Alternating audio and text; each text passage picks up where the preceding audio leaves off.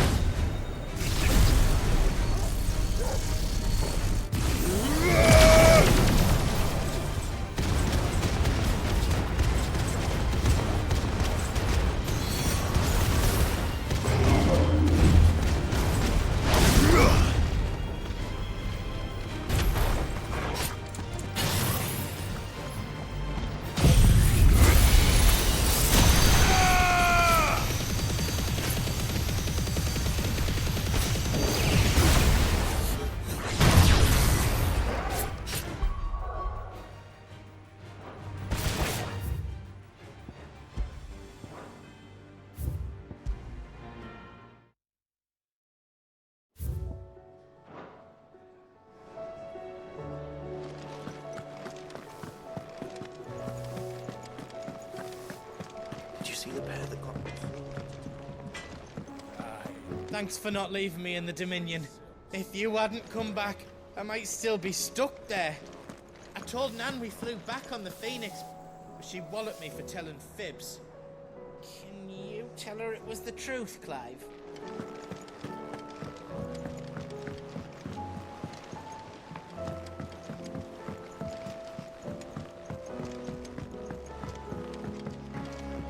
Did you see that?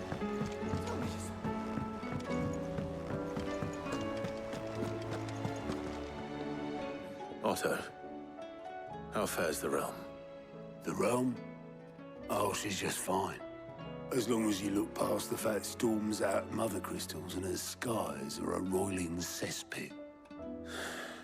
And Gav? He's with your uncle in the Free Cities, helping Mid with her project. Sent an owl their way the moment the winds turned foul. Still waiting on a reply, though. Do you have any good news? Well, that depends on your definition of good. All right, fine. What do you suggest we do? Oh, no, I'm just a messenger.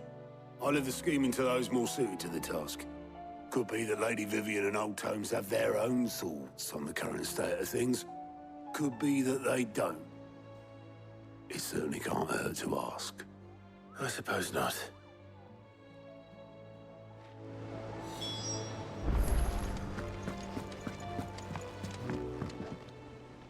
How is it that every one of your little excursions presages some inexplicable catastrophe? Not that you are to blame for the Dominion's fate. No one could have predicted the actions of the Crown Prince. I'm sorry I couldn't save your home. My countrymen are stronger than you think. A few toppled clock towers won't break their spirits. They'll be back on their feet in no time. I hope so. Look at us. Bluer than a pair of bog crabs. Tempting though it may be, sulking will not help us find a solution to this mess. You believe there's one to be found? I don't know. But I am certain we're more likely to find it if we first examine the facts.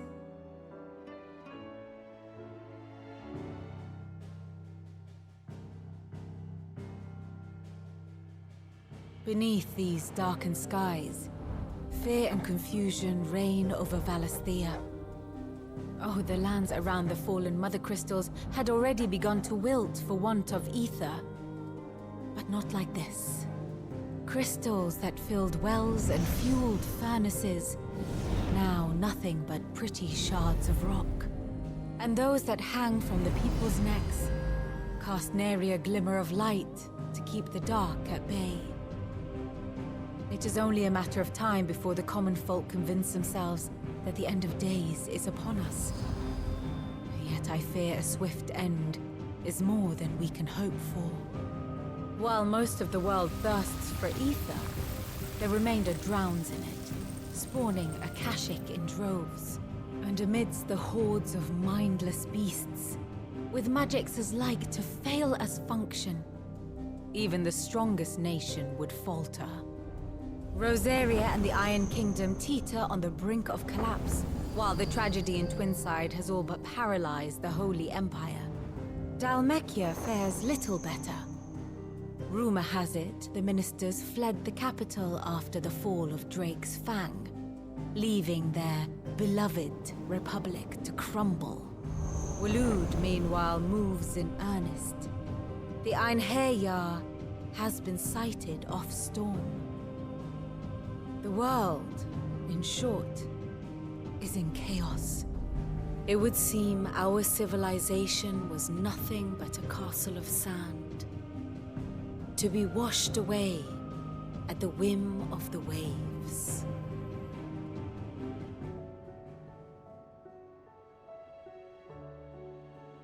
A castle of sand. Not my best flourish, but it seemed fitting. The reports I've received are considerably more blunt in their appraisal. Without the protection of their nations, it will fall to the people to defend themselves against those who would take what is theirs. Which is only ever going to end one way. Defending a farmhouse against a band of chocobo thieves is one thing, but pitchforks and palisades will do little to stall an army's advance. Should the King of Waloed deign to invade, there would be none to stop him. None but us.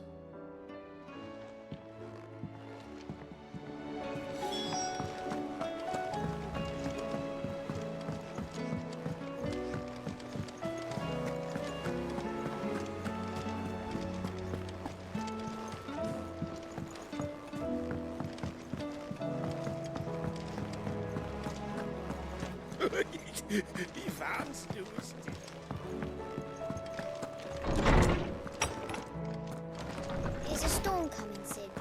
Will there be thunder? Sid, did you know that chocobos are far more resilient to the effects of ether than most other beasts? Some say that's one of the reasons they were tamed for use as mounts and sumpters, so that an ether flood wouldn't mean instant death for their riders or drivers. Me, I reckon they built it up over generations. Too many foolish traders driving their birds into floods, and only the toughest surviving. Let me guess. You're here about the skies. Is there anything you don't know, Lawsman?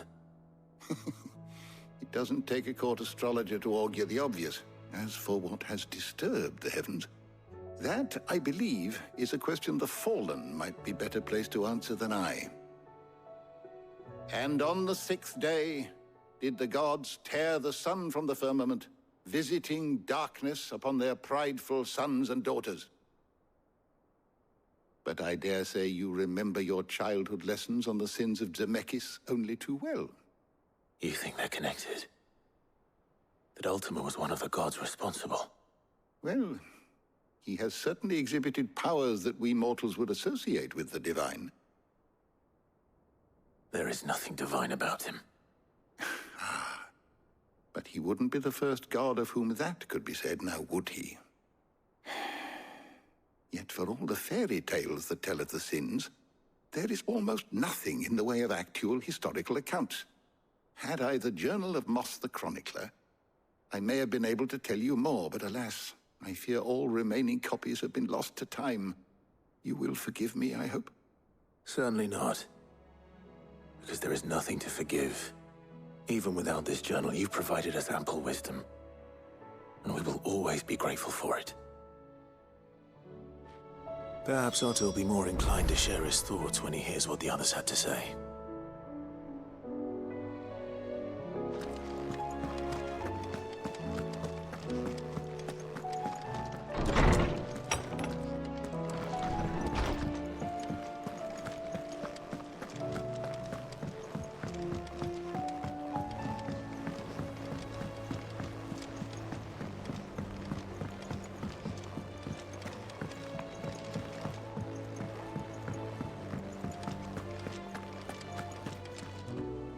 Clive, we have a problem.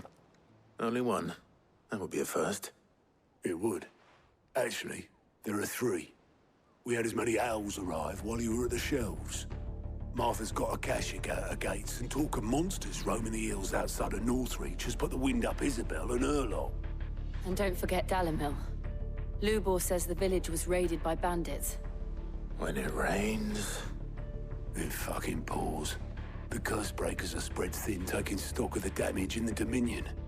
And even if I could get word to all of them, I doubt they'd get here in time to make any real difference. Which means... there's only two people who can. Jill and I. Let them know we're on our way.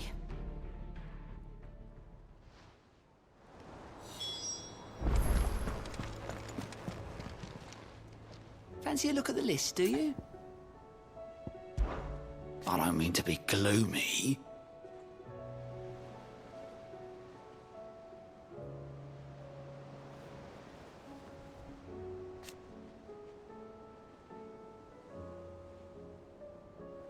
They need all the help they can get.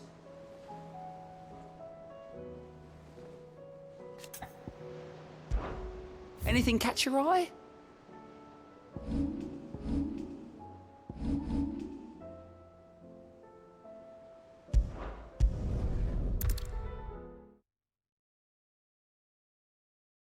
First we find Isabel.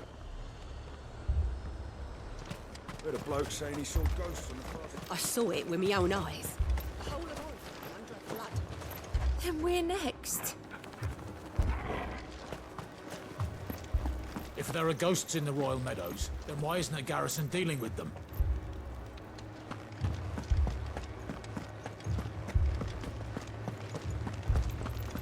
Four left for more.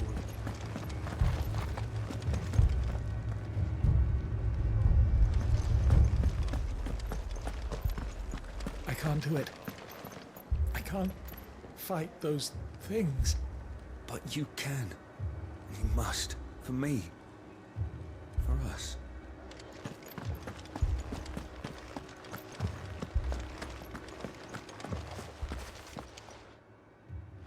My lord. My lady. We received the dame's message.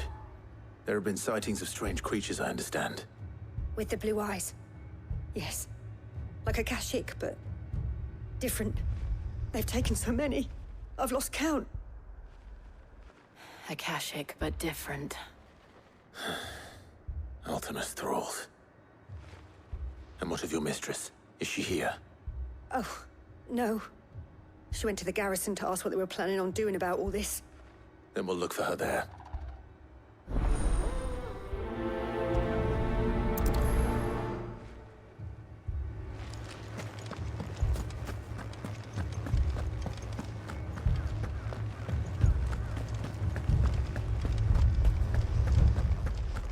We could leave.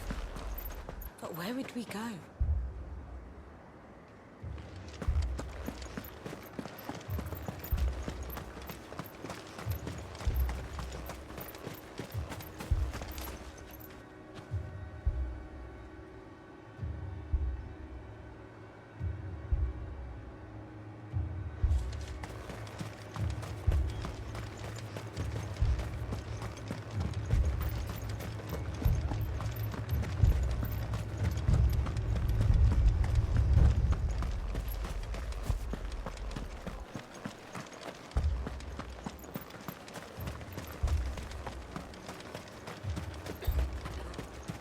Madame, please!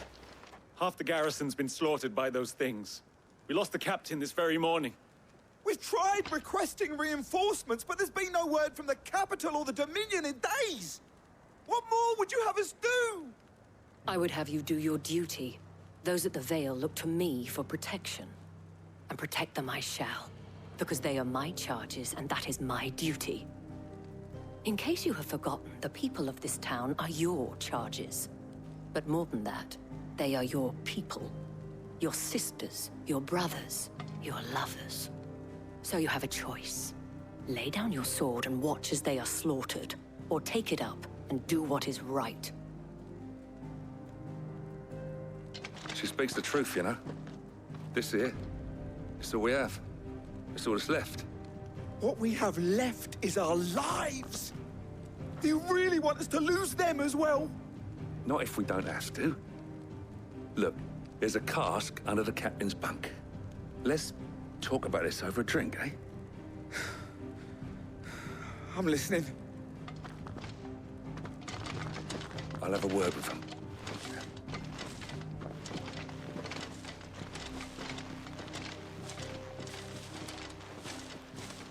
Ah, Clive. I didn't expect help to arrive so quickly. And sought to take matters into my own hands. It was a noble effort, but I thought you might still need some support. I'd like you to consider my needs. What we need to consider is where the creatures came from. The way the survivors speak of them, one would think they appeared out of thin air. And perhaps they did. It's hard to know what to believe these days. We'll talk to the survivors.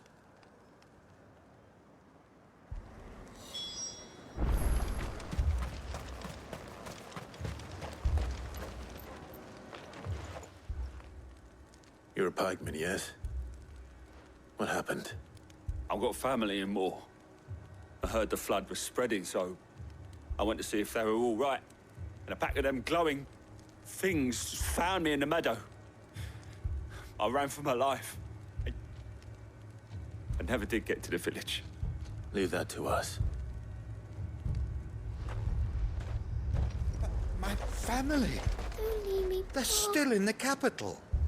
I'm sorry, darling. I truly am. It's all right. Give me your arm. That thing, it took off the captain's head. Before we could even draw his steel. I'm not going back out there. You hear me? Fuck this!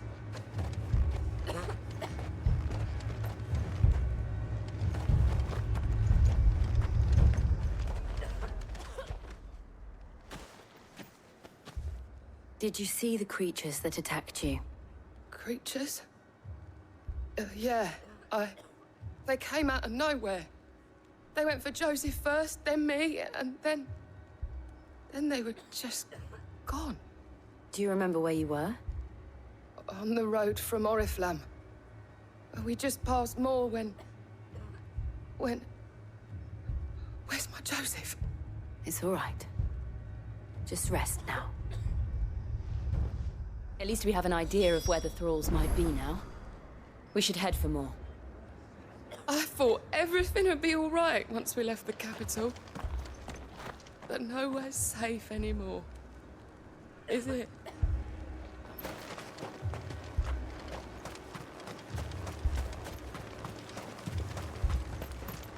You saw those. Assume you have a plan?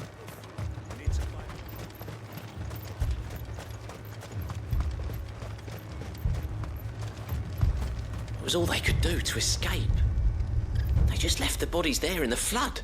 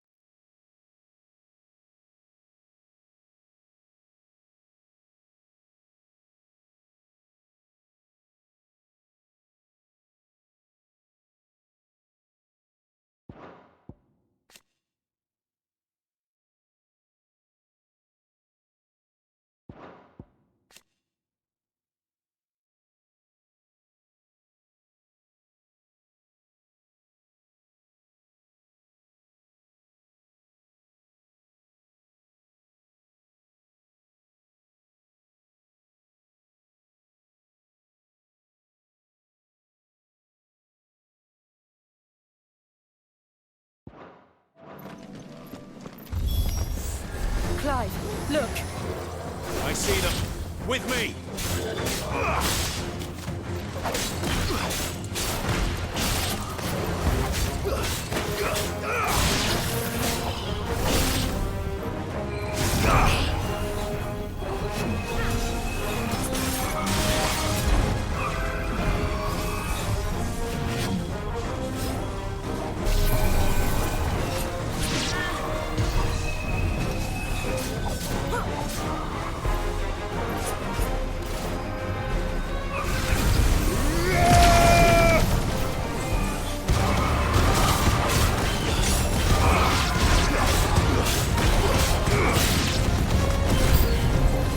Should I prime?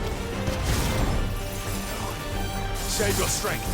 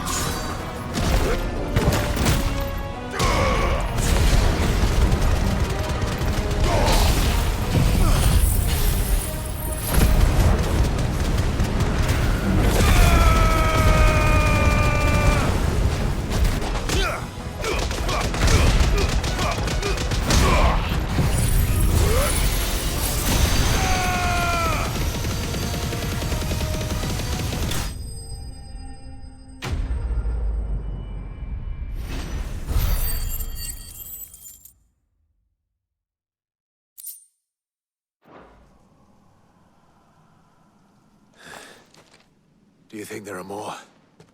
There are always more. But I'd say we've done what we can for the time being. Then we should let Isabel know.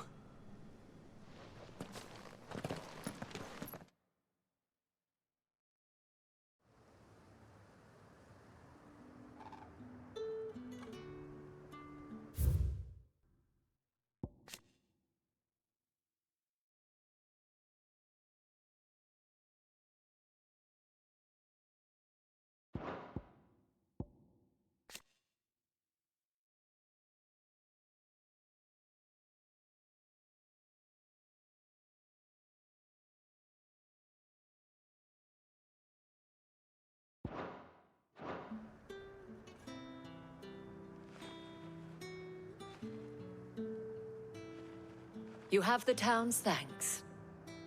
Don't thank us yet. There will be more. Many more. And you'll need to be ready for them. Oh, we shall. Isn't that right, Captain? Yes, milady. The garrison will be ready. Philippe here has convinced most of the men to remain at their posts. For now, at least. Hearing that the Dane would look kindly on any man who committed himself to the task certainly didn't hurt. It's not the most selfless of motives, I'll admit.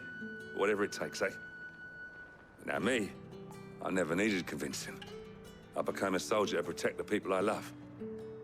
And the people I love include the ones standing before me. Handsome and chivalrous. Now, if you don't mind, I have sentries to post. Milady.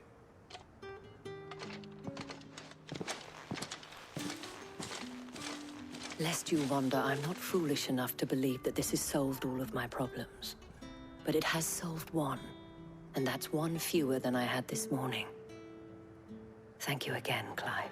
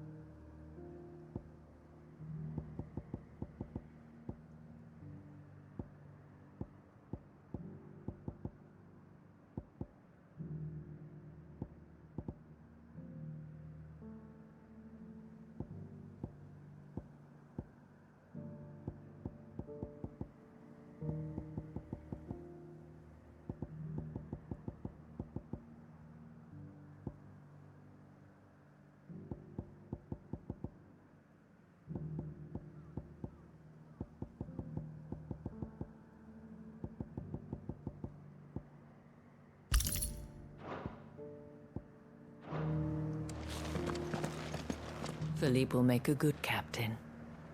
He reminds me a little of you, Clive, but without all the mocks and mows.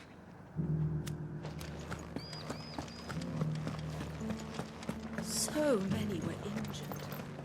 Only by the grace of the goddess did so few succumb to their wounds.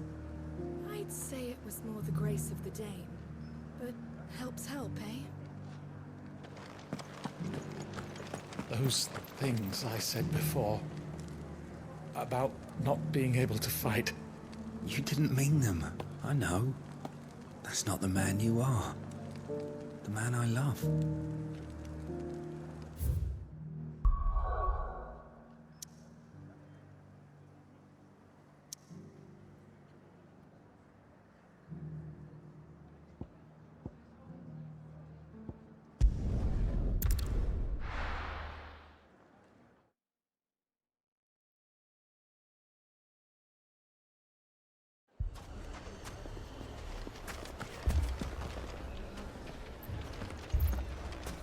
Poor bastard.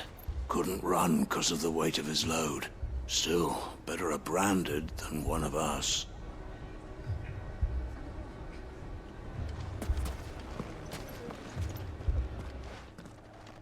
Cid!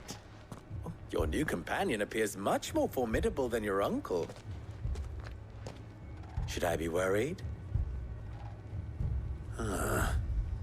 You haven't been introduced. Jill. Clive has told me much about you. All lies, I'm sure. Your Stolas said that Dalimil has a bandit problem. Indeed. Although, you're a little late. They left with our food and guild days ago. Any idea where they went? The desert's a big place. Your guess is as good as mine. But the fact is, I have more immediate concerns. What did you say to me? What did you say? As if by magic. Let's just say we've yet to reach a consensus about how to solve Dalimil's little problem. And at this rate, it won't be the actions of the bandits which prove to be our undoing. It will be our own. Now, I've tried reasoning with the dissenting parties, but even the Desert Hare has limits. Perhaps we could talk to them. What makes you think they'll listen to us? What makes you think they won't? She makes a fair point, Sid. And you won't have wasted much of your precious time if you fail. They're just across the courtyard.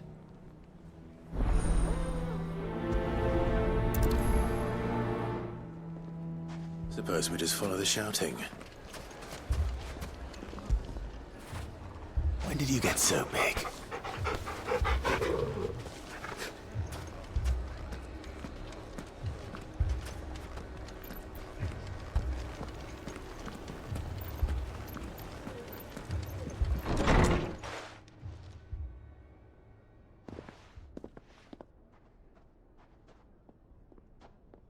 You wouldn't talk like that if it had been your men whose throats were slit. Blood for blood, it's the only way. We hire mercenaries and have them mount the bandits' heads on our walls as a lesson to the rest. And what happens when those mercenaries are slaughtered like your men? Are you going to hire more?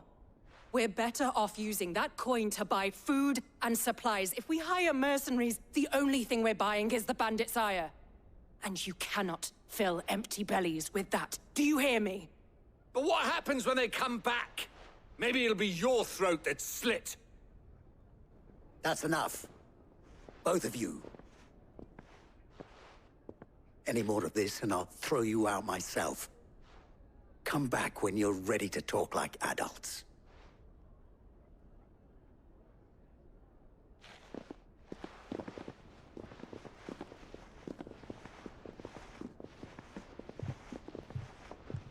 Victor.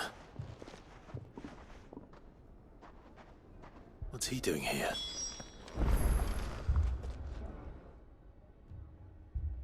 Sid. And Lady Jill. What brings you here? I was about to ask you the same thing. Costness is in chaos, and the markets have all but ceased to operate. The Briar's Kiss here in Dalimil is the only place I can reliably obtain supplies. I was here to do just that when Master Lubor told me of his troubles. He thought I might be able to talk some sense into these fools.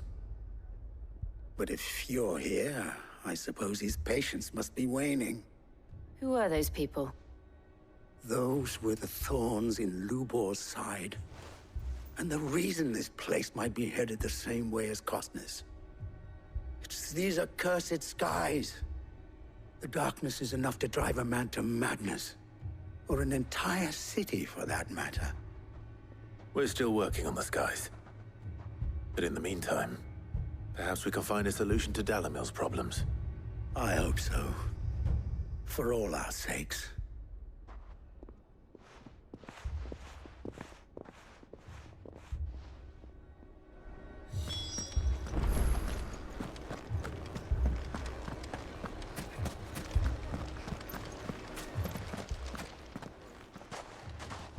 So, you see my predicament?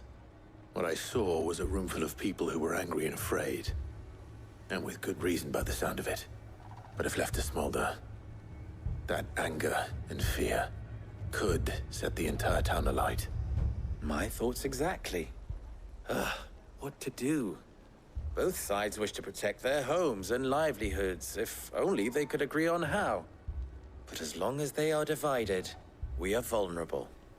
And if there's one thing bandits like, it's an easy target.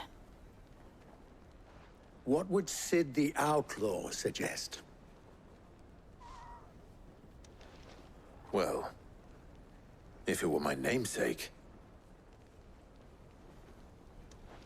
he'd let them choose for themselves, and be on hand to pick up the pieces when it all went wrong. That sounds like a recipe for disaster. A recipe for disaster is precisely what it is. But perhaps that realization would be enough to make them question the ingredients. While it's plain neither Conrad nor Natalie will countenance the other's proposal, it may still be possible to make them doubt their own. Before presenting them with a third option. And that would be? To pool our resources and save the city ourselves. Why fight each other? When all that fear and anger can be directed at the bandits. It appears we have a plan of action. Victor, pay Conrad a visit. See if you can't convince him of his folly. I'll speak with Natalie. As you wish. Your faces are not well known in this town. That may prove useful. Don't worry, Victor and I will do most of the talking. You need only play along. Play along? What he means to say is yes.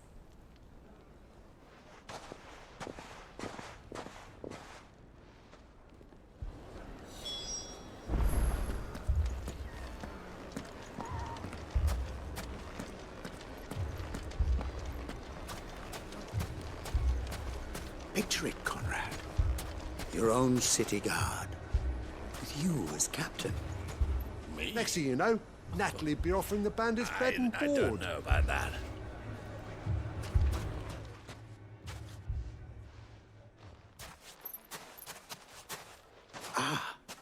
Here she is. The Lady of the Spear herself. Conrad, may I introduce you to Jane, commander of the Red Wings, the oldest mercenary guild in the Free Cities. A pleasure, my lady. The pleasure is all mine. As I told you, I summoned the commander here from Canver to inquire about a contract. Victor says you told him no. That there aren't any men left to hire. Is that true?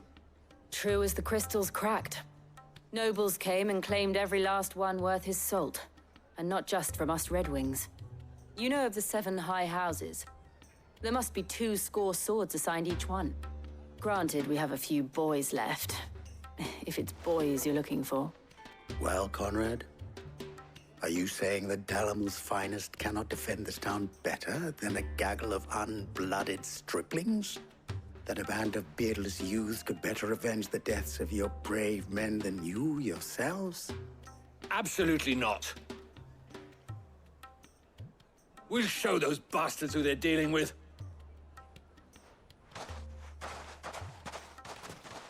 I can't believe that actually worked. Conrad's not what you call the brightest candle in the crypt. And there's a reason why I had you do the talking and not Sid. Well played, my lady.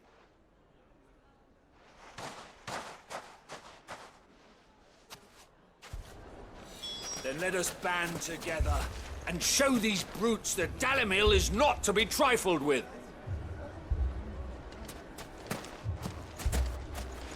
I wonder if Conrad has the right of it. We always called on sellswords and the men of the Rock to guard our gates before. We don't have enough blades to arm everyone, nor enough physicers to heal the injured. I don't know if we can do this alone.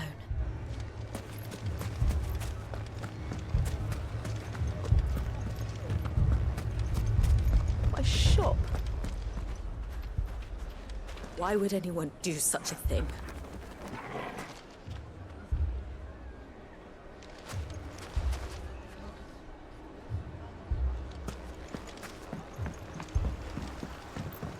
If I had my pickaxe, I would... Don't get yourself worked up. You need rest. I mean, it may still be possible to buy something, and we may yet be allowed to keep it. Yes, but... All this after the last sellswords we paid for proved themselves such reliable souls. You'd have us throw good gil after bad.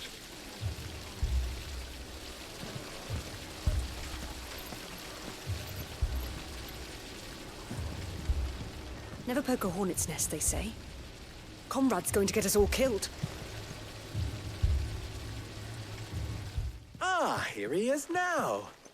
Natalie, allow me to introduce Lord Underhill of Randalar's prestigious League of Merchants.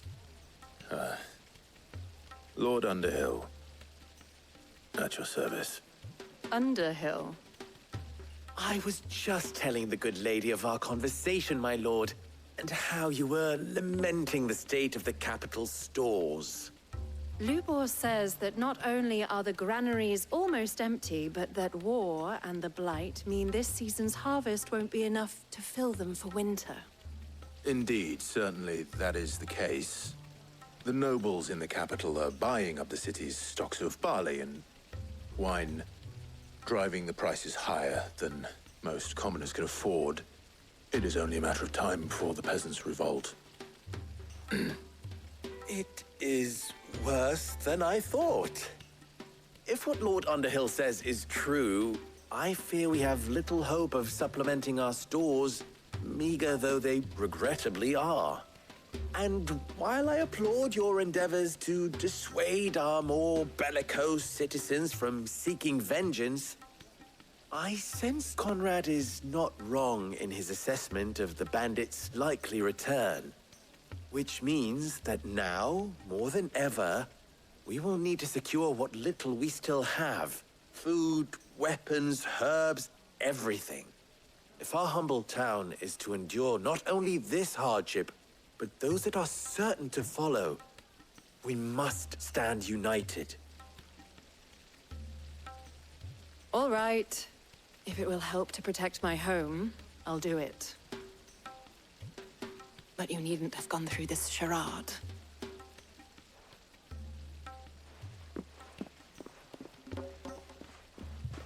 Thank you, Clive. Your performance was nothing if not workmanlike. She saw right through it. I didn't say it was good, merely that it produced the desired effect. Now, my scouts should be returning shortly. Meet me back at the Briar's Kiss, and we shall see what we face.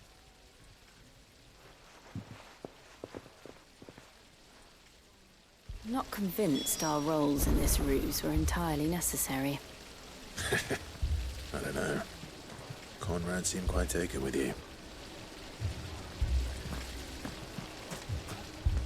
There's truly no chance for us to restock our supplies. That's it then. We shall have to do this the hard way.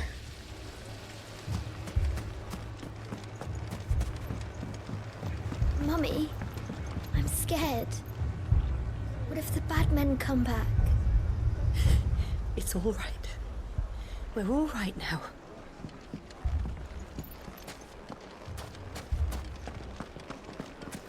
Oh, I'm ruined.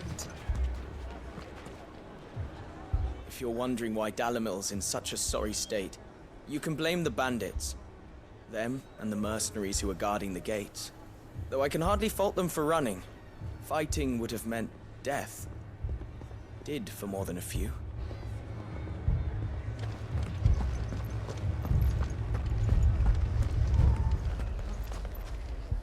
Good news, Sid. Both Conrad and Natalie have somewhat gracefully accepted their new roles. With time, they may even learn to. Time no longer appears to be the luxury it was before lunch. I take it your scouts found the bandits. Technically, it would be the bandits who found my scouts. It appears they march for Dalimil as we speak. All of them. You're not serious. They don't just want food, they want the whole damn town.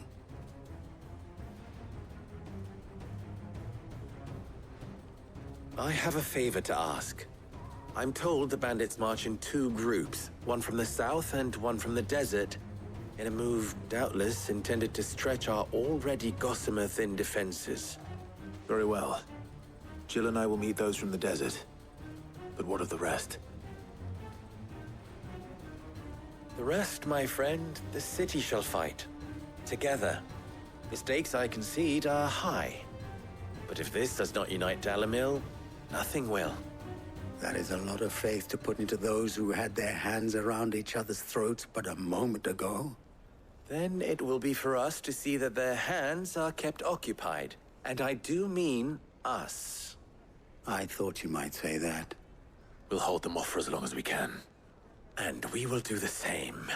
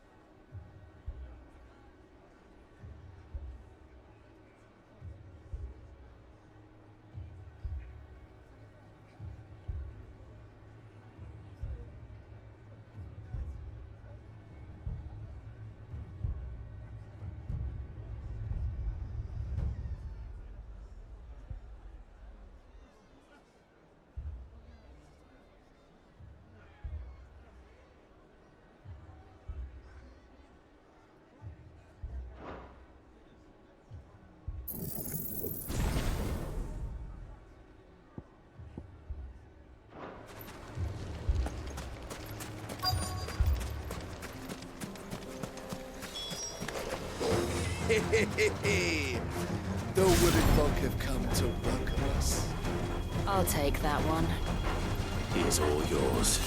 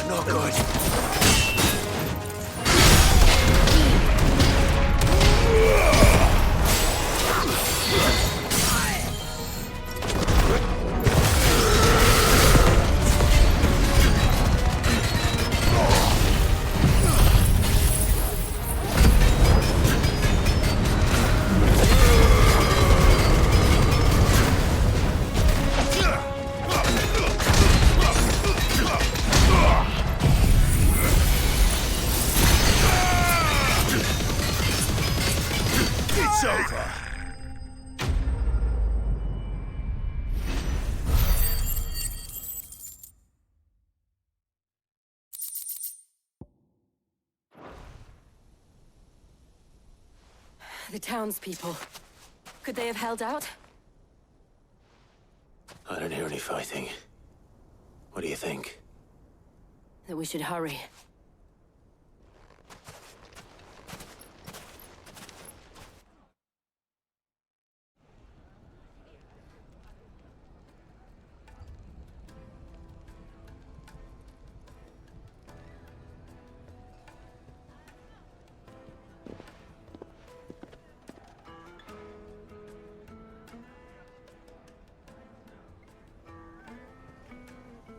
Natalie, I owe you an apology.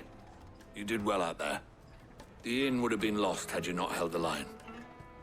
Without you, there would have been no line to hold. You saved us, Conrad. You saved Dalimil. We all saved Dalimil.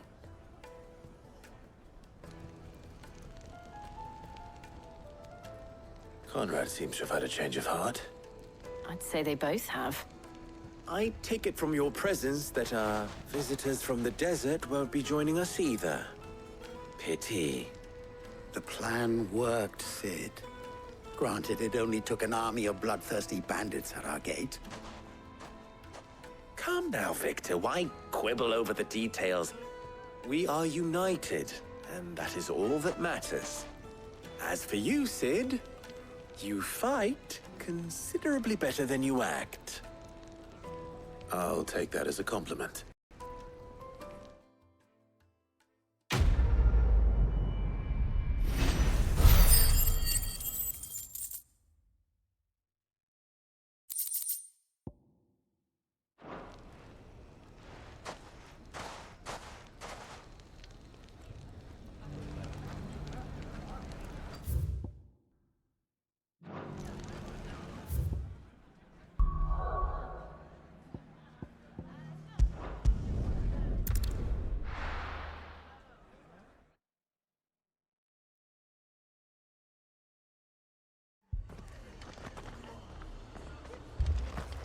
The Akashic attacked us out of the blue, and there's no telling when they might be back.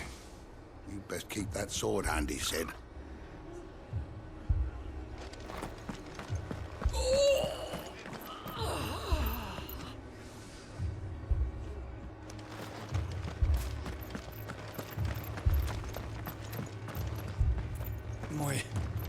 My brothers. Are they? Shh, don't try to talk. How do? Much obliged.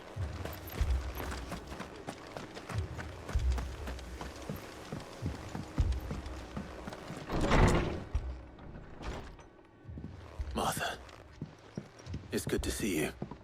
And you, Clive. Jill? Otto said you'd been attacked by Akashic. What exactly happened here? Those skies are what happened. Not long after they fell dark, we had our first visit. There were hundreds of them. Tried to storm the hill. Only a handful made it up here, but that was more than enough. The rest are still down there now. And while we have a few willing fighters holding them back, they're sorely outnumbered. What do you think, Clive? That we join the fight? I thought you'd never offer. Now, where I need you is the Fallen Gate. That's where the fighting is fiercest. Let the men know you've come to help. Something tells me they'll be pleased to see you. We're on our way.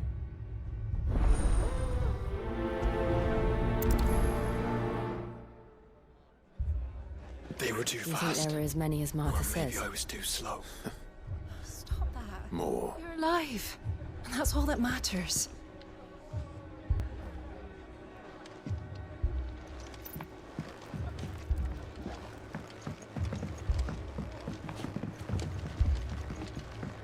I can't take much more of this.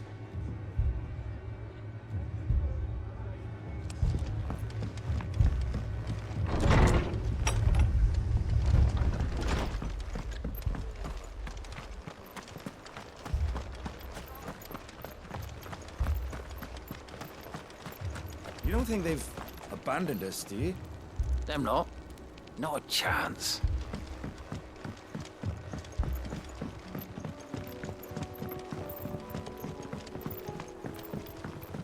The barricades we've set up around the town won't hold the Akashic back for long. Might buy us a few moments to say our last farewells, though.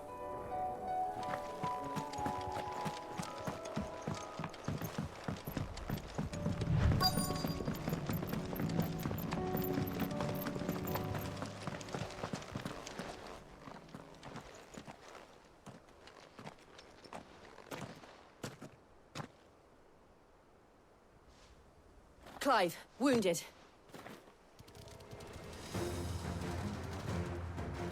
We deal with the Akashic first.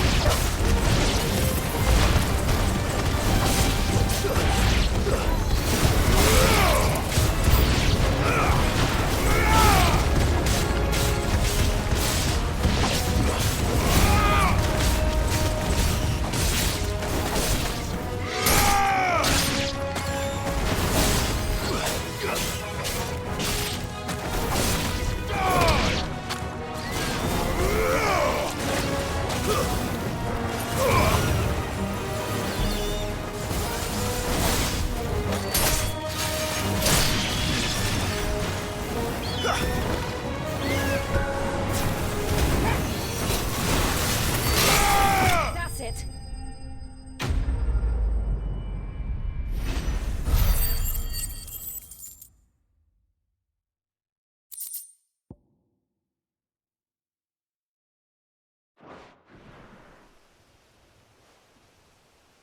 These men don't have the look of hired swords.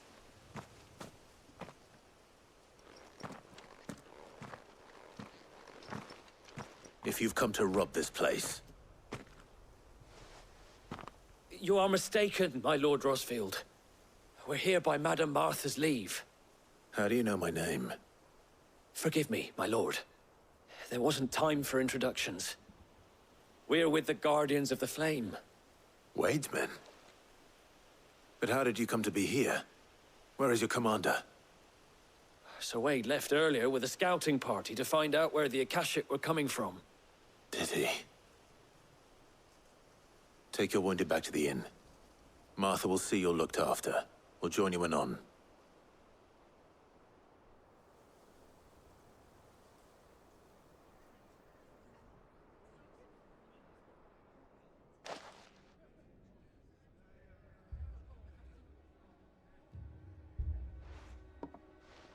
And to think you took them for thieves. A fine reward for holding off the horde, that is. When did Wade and his men arrive? Not long after Rosalith fell. The Guardians asked me to shelter some of them that had lost their homes. They were making ready to leave just as the skies turned, and we agreed it was best we stuck together. Martha! Trouble! The scouting party's almost at the lift, but they got a pack of Akashic snapping at their heels! And they got wounded with them! They're not gonna make it! Damn it all. We'll worry about them, Martha. You look after everyone here. If any can still fight, send them to the lift. I will. You two be safe now. It looked like the Guardians were going as quick as they could, but without any injured. The lift can only carry a few at a time. If those Akashic get as far as the cliff, Wade's men will have nowhere to run. It looked like the Guardians were going as quick as they could, but without any injured.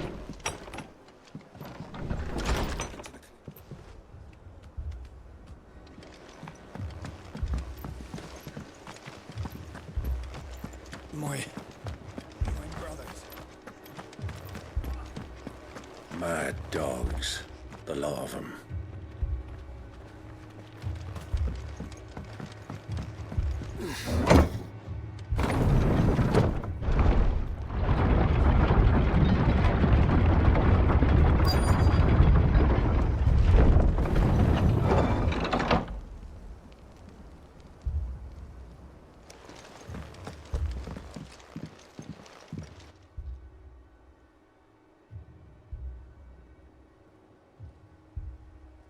Squire, I need you to get those who can still walk up the lift to Martha's. But what about... I didn't ask, Oscar. Sir. Sir Wade. Lord Rosfield. If you aren't a sight for sore eyes. Martha seemed to think you might need some help. And by the looks of it... We thought we could sneak by them. But we didn't know there would be so many. How could we have? Behind you!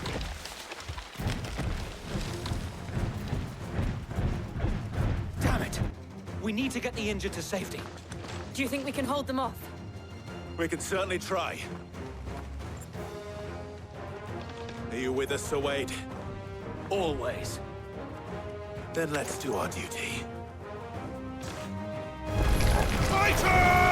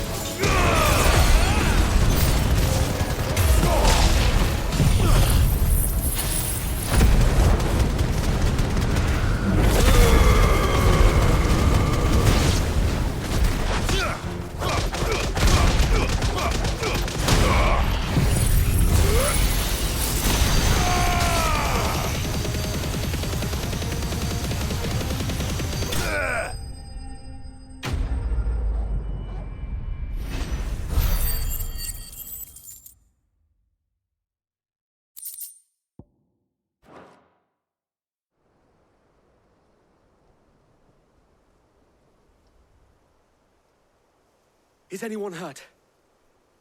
I don't think so. And yet again, you've pulled me from the flames. It's just a pity I keep walking into them. You've never been one to shy away from danger, Sir Wade. Like any shield worthy of the name. I see you're all in one piece. Martha! Is something wrong? The lookout saw smoke coming from down Eastpool way. Too thick to be a hearth. A second horde. Feel like finishing the job? Always. Jill and I will make for Eastpool. You'll need to move the injured without us. Don't you worry about them. The moment my men are safe, I'll follow. Good luck.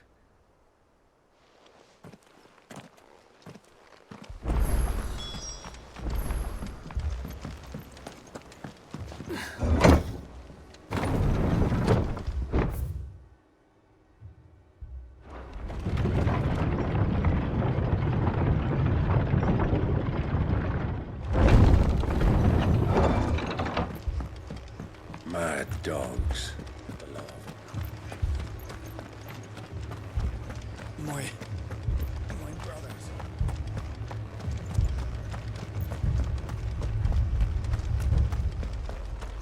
The Akashic attacked us out of the blue. And there's no telling when they might be back. You best keep that sword handy, Sid.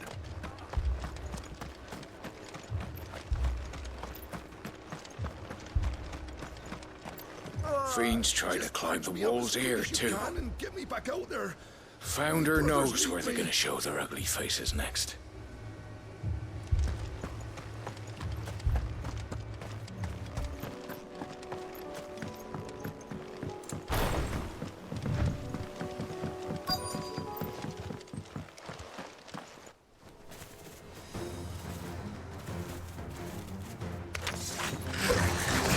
They're headed for the rest. We have to slow them down. Martha and the others won't be ready.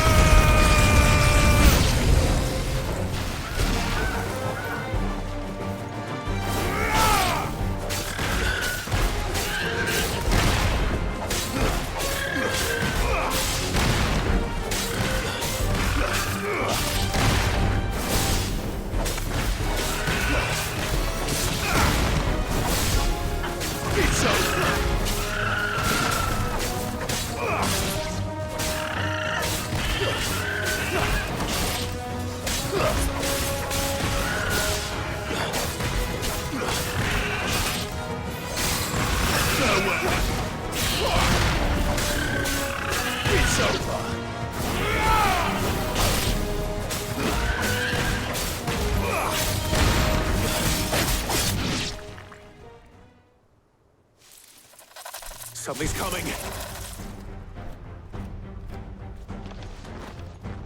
Apologies, my lord. Did I miss anything? Only the first round, Sir Wade. Shall we?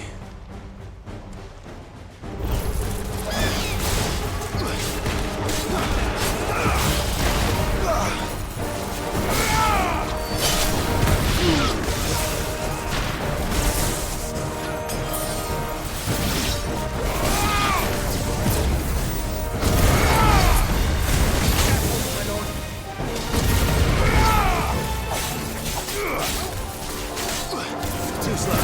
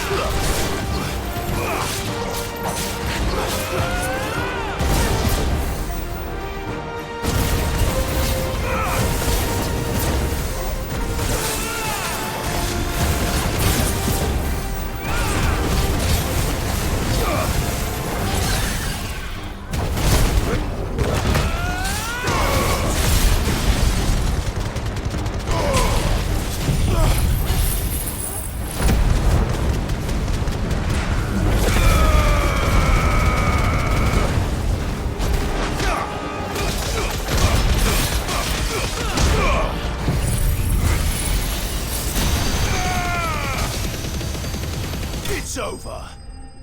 Do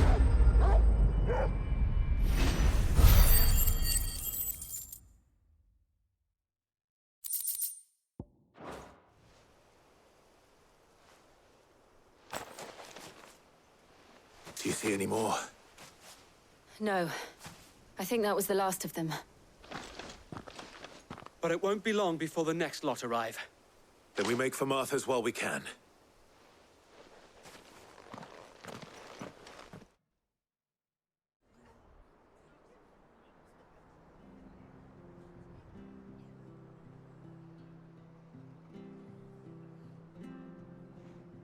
What did you find out there?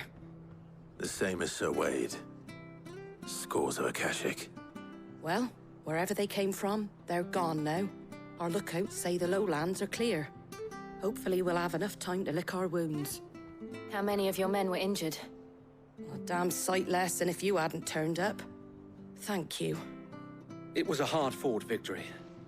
But as long as the skies remain dark, I fear the Akashic's numbers are only going to rise. It's not a matter of if the Horde will be back, but when. And whether that's sooner or later, we'll need to be ready. The inn here affords a good view of the land, and is easily defendable. I'd like to make this one of our outposts. What do you say, Martha? You'd have more men to guard the rest. Well, when you put it like that, of course they can stay.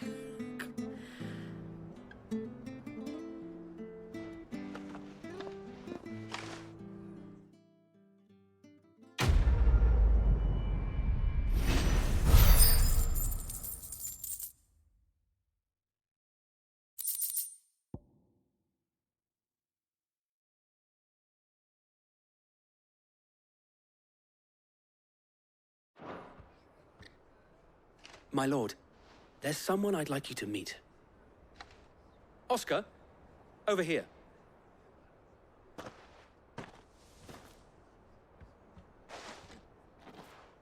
It is an honor to make your acquaintance, Lord Rossfield.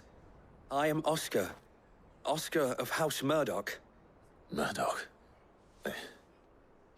I wasn't aware the Lord Commander had children. Oh, he didn't. But his brother, my father, did. I am Sir Rodney's nephew. Well, go on, then. It's not for me to ask him. Yes, Sir Wade.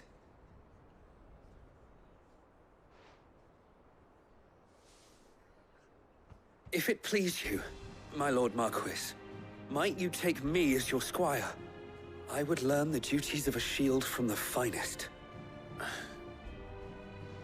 I'm sorry to disappoint you, Oscar, but I am a shield no longer. Nor was I ever the finest. And spending time in the company of an outlaw hardly seems a fitting education for one aspiring to take his oaths. My Aunt Hannah once told me that a man is not defined by his title, but what he does in its name. You have accomplished much since taking on the mantle of Cid, winning no little honor in so doing. And I would sooner serve under an honorable outlaw than an unworthy shield. Not that Sir Wade and the other Guardians are... I mean to say that, they're... It's all right. We know what you mean. There is only so much the boy can learn from me, my lord. But a squire... Would that really be so bad? You were a squire once. And I'm certain Sir Rodney would approve.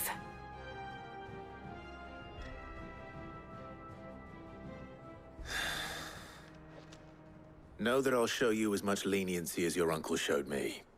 I would not have it any other way. Our friends seem to have things under control. For now, at least. Let's go and put Otto's mind at rest. I will not let you down, Lord Rossfield. You, or my uncle. We shall be staying here for the time being, and not just for the ale. I'll have one of my men escort Oscar to Benimir once he's said his farewells.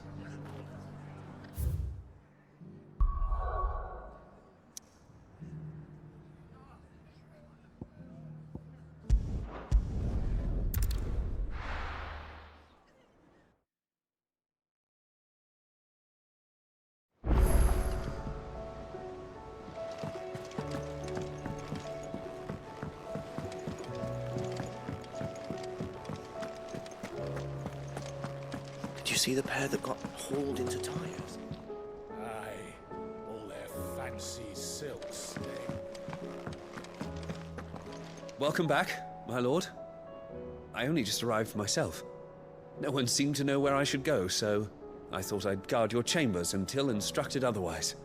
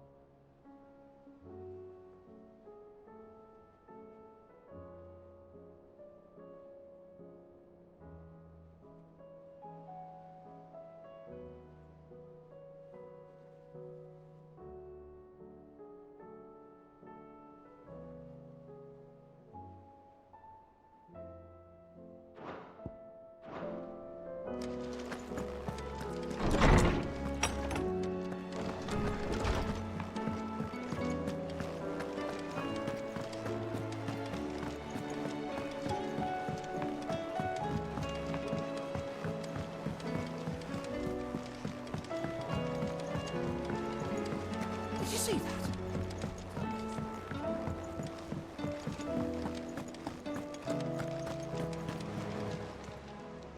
Oh, I wasn't expecting you back so soon. It's not true.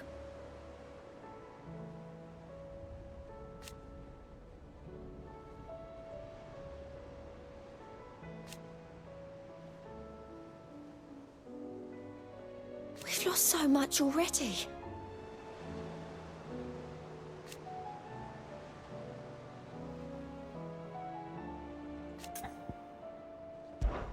Come to claim your just desserts?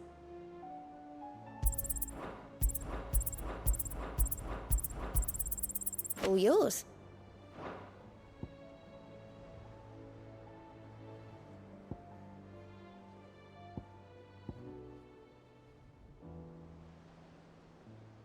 All done?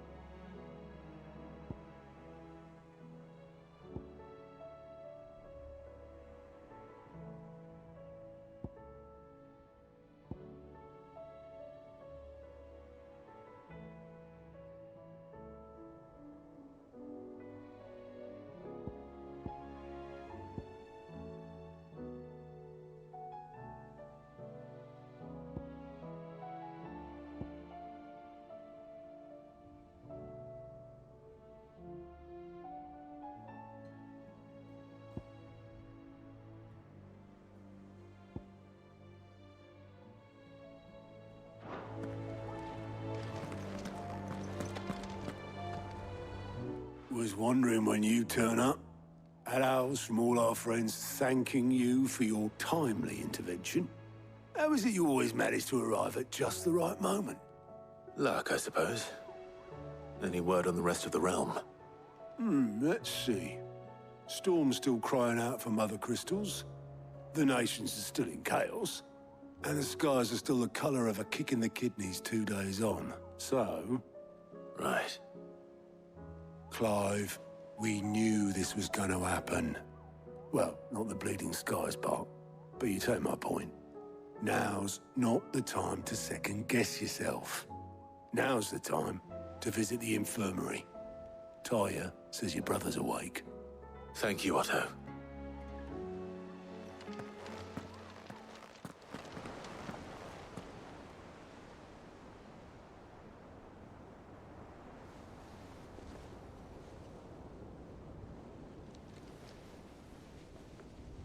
So it was not Sylvester, but Olivier who served as Ultima's puppet. And when Dion learned of this, he sought to slay the fiend.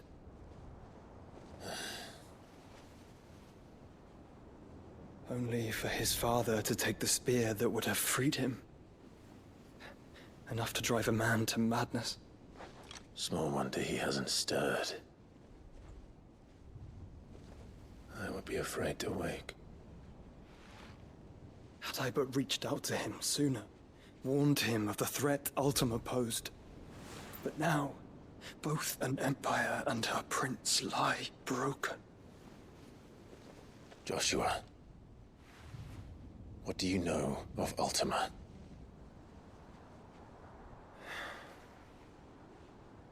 Very little, I'm afraid. Despite my best efforts. 18 years ago, as I lay buried beneath the rubble of Phoenix Gate, 'Twas not death who came for me, but another. And it was while in my rescuer's care I first heard of Ultima. I've been chasing his shadow ever since. Ultima is driven by some deep, dark purpose, and for whatever reason, it would seem you are crucial to his designs.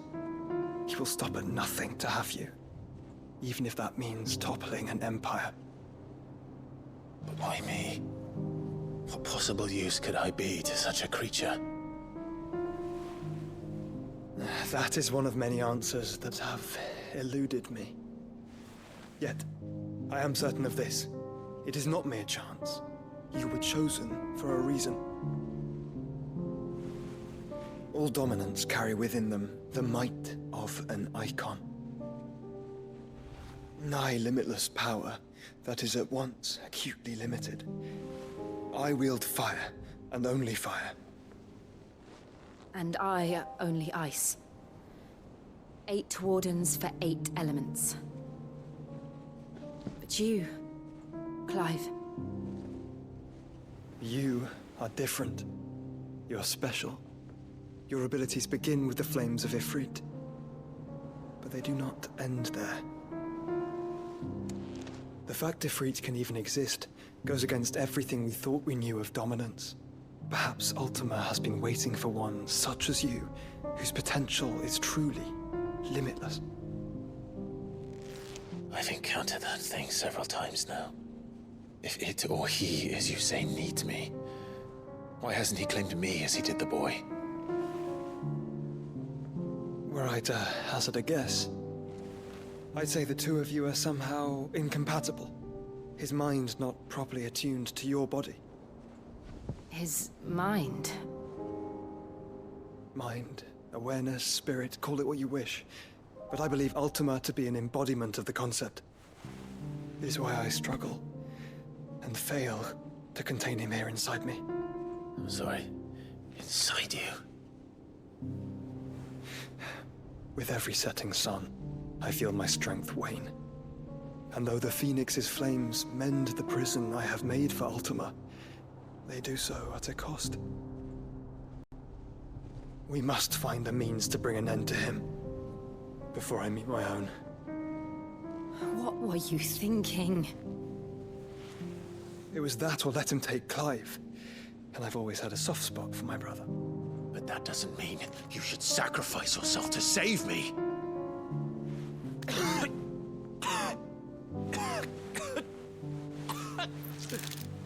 Joshua. Clive, it's Gav. There's an army of Akashic at the gates of Canver.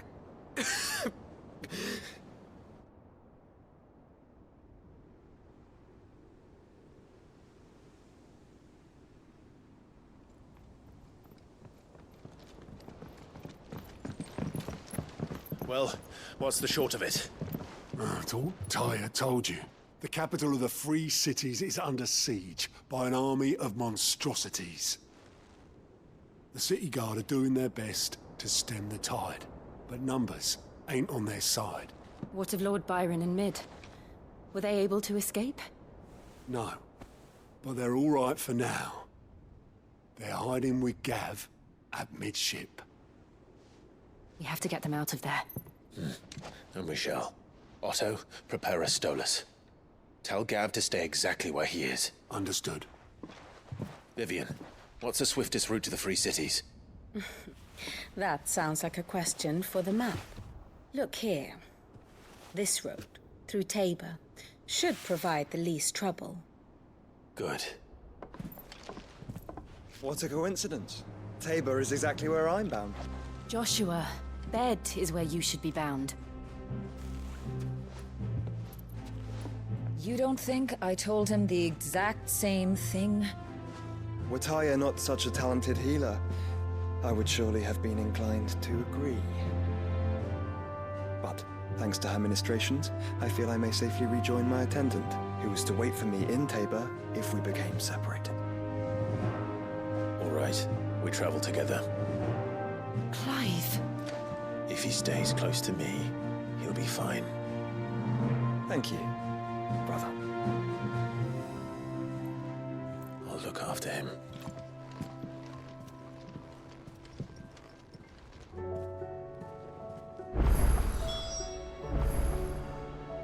My attendant was with me in the Dominion before I primed. She would have watched the battle unfold and witnessed its outcome. I trust you'll be waiting for me in Tabor, where I can finally introduce you. You know how I feel about this, but your brother's stubbornness knows no bounds. I'm starting to think it runs in the family. Back again?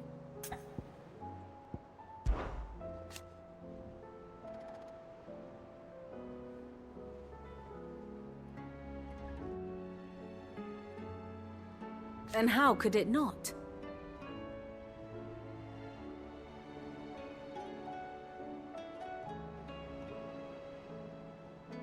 But are we any better?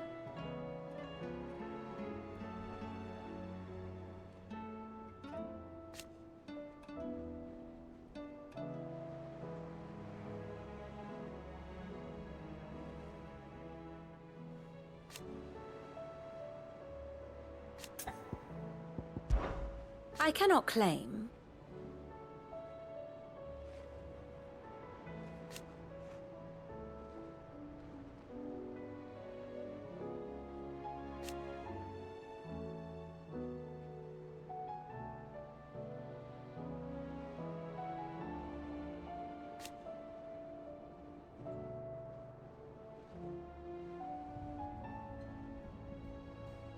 Such are the wages.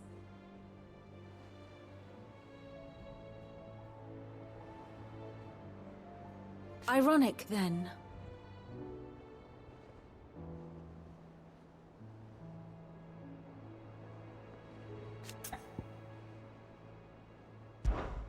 Allow me to educate you.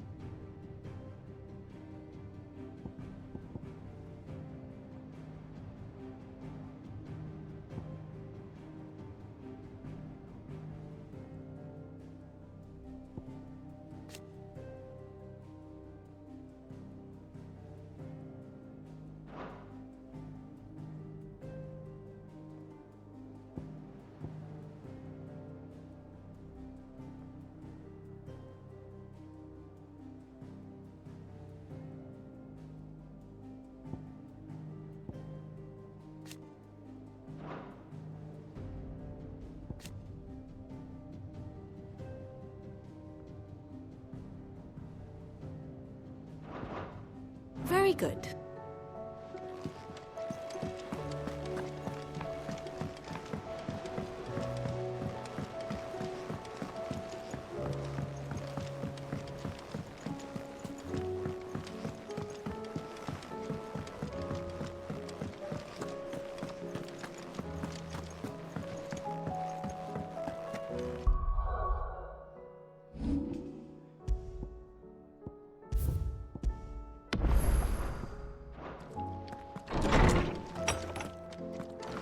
Is a storm coming, Sid? Will there be thunder? Sid, perhaps you can help me solve a mystery. I can certainly try. Who's gone missing this time? It's not who, but what. Mid's scales, the ones she made for her workshop. I borrowed them to teach the little ones about weight, and shortly after the lesson, well, they vanished. My first thought was that they'd taken them off somewhere to play, but when I asked, they swore they had nothing to do with their having disappeared. Which almost certainly means they had everything to do with it. Perhaps a visit from Sid will jog their memories. I think it just might. Thank you. I don't like to imagine that my pupils would lie to me. But if they have, I'll have no choice but to discipline them accordingly. They were in the atrium when I last saw them. As always.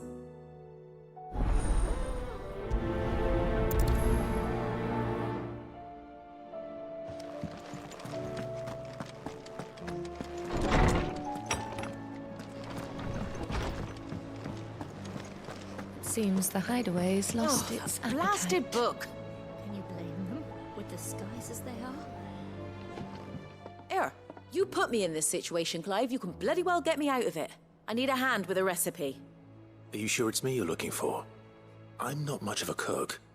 I'm all the cook will be needing, thank you very much. What I want from you is a little of your time, right? Oh, and perhaps your sword. You remember Ivan's stew, right? Well, despite the look of the thing, and that awful stench, people wolf it down. So I thought I'd try making one of these supposed masterpieces myself. Had a peek at the book and gave it a go, but, well... It wasn't as straightforward as you'd hoped. Ivan had the same problem. Yeah, but this is my blooming kitchen, and I will not be outdone. So if you don't want to be seen as playing favourites, I suggest you lend me a hand. I've never been one to play favorites, Molly. And I would be only too happy to lend you a hand. So, what's on the menu this time? A fried mortress of skyworm. That's one heck of a name, innit? Recipe seemed easy enough to an old hand like myself. Thought I'd followed it to a T. Only, turns out skyworm livers and drake's mint are not what I thought they were. At least I hope they're not, given the rancid mess they made. Ivan said the recipes in the culinary pilgrimage date back centuries. Who's to say the ingredients even exist anymore? Well, that's a question for a scholar, wouldn't you say? Perhaps you know of one? Kindly old fella who haunts the shelves, maybe? Fine. I'll go and speak to Harpocrates. Perhaps he'll know something. And if he does, I'll see if I can find your ingredients for you. You do that. Lest we forget, you've got a reputation to uphold.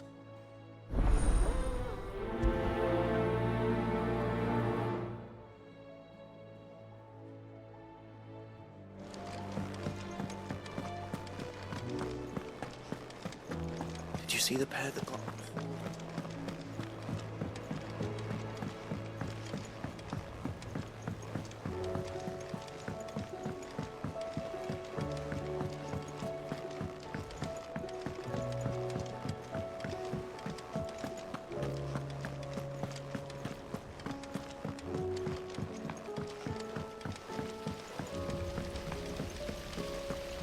The girls here can have Otto and Gav and Gareth.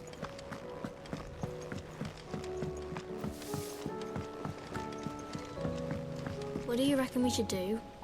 I say we should just tell Miss Shirley. You'll get us all straight. I'm telling you, I can fix them.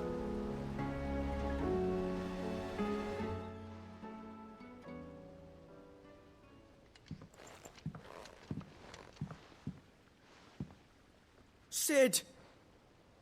Hard at your studies, I see. And what is that? It's not a set of scales, is it? No. Of course it isn't. Well, not anymore, it's not. Oh, And just how long hasn't it been one? we're sorry. But we didn't break them. We dismembered them. Just like Miss Mididol showed us. Miss Mididol? And why would she have you dismembering her creations? Because that's the only way to become a ninja-neer. Miss Mididol said, the best way to see how something works is to take it apart and put it back together again. Well then, your work is already half done. Carry on. About that. The taking apart was easy enough, but it's the putting back we can't work out. Speak for yourself. The heavy thing goes at the bottom. Then...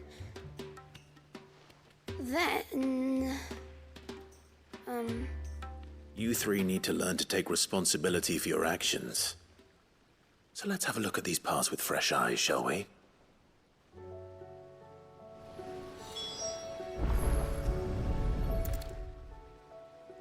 All right. Everything here was once part of Miss Mididol's scales. Every piece has its own role to play, and each is just as important as the others. If even one of them is missing, the scales won't work. So let's think about what those roles might be. You already know one of the pieces, the body.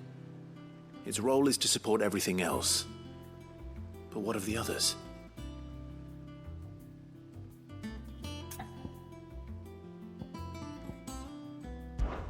This tiny piece is what's called a cogwheel, or gear.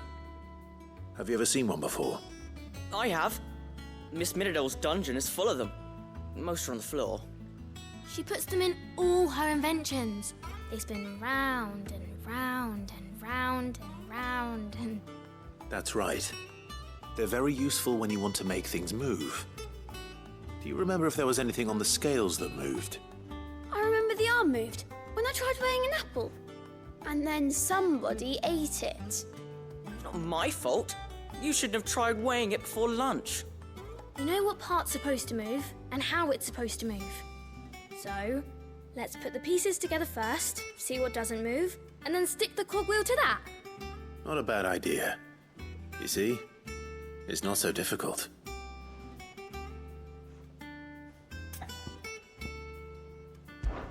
These round parts are called the pans. You all know what a pan is, don't you?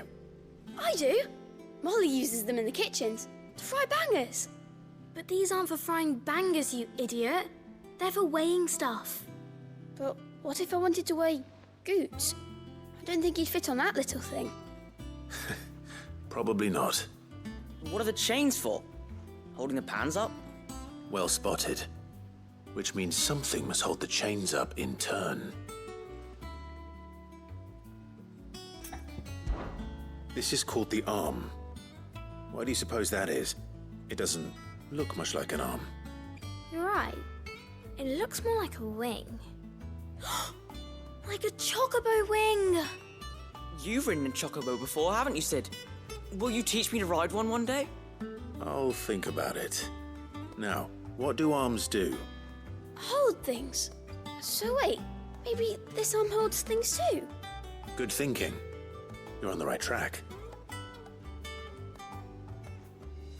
So, now that we've taken stock of the parts and learned what they do, what do you think? I think we've got it. Then here's what we'll do. You tell me what goes where, and I'll put the scales together. Well, obviously you need to start with the body. All the other pieces fit onto it, don't they? And the arms go on the body, just like real arms. Or wings, if you're a chocobo. And then the arms hold the pans by the chains. Very good. Let's see if that works. There. All finished.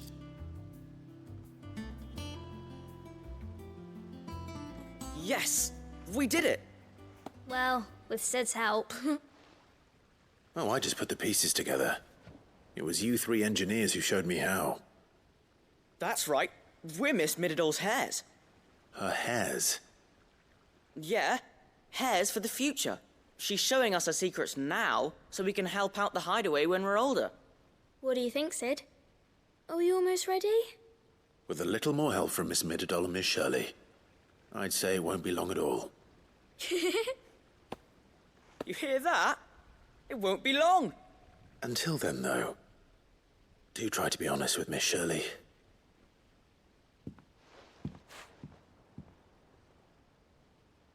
Hey, look! We never used the cogwheel. You don't think Sid forgot about it, do you?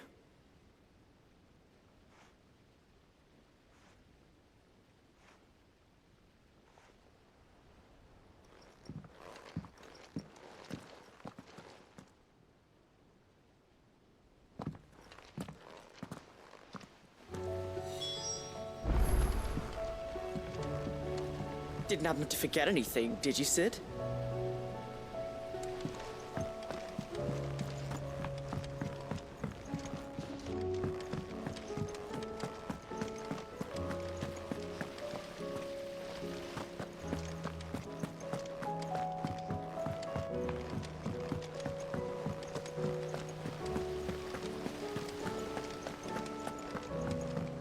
We're all gonna die!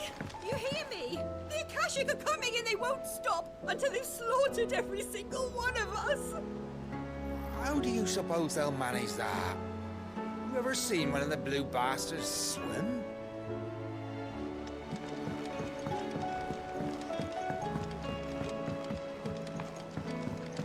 I heard the Emperor was impaled on his own son's spear. Never. Dion the Bold. Kinslayer.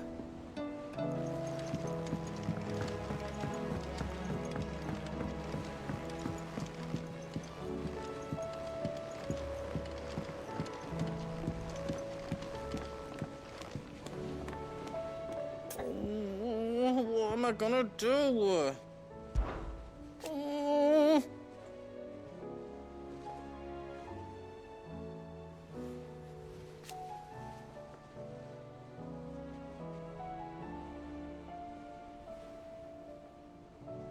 But no more.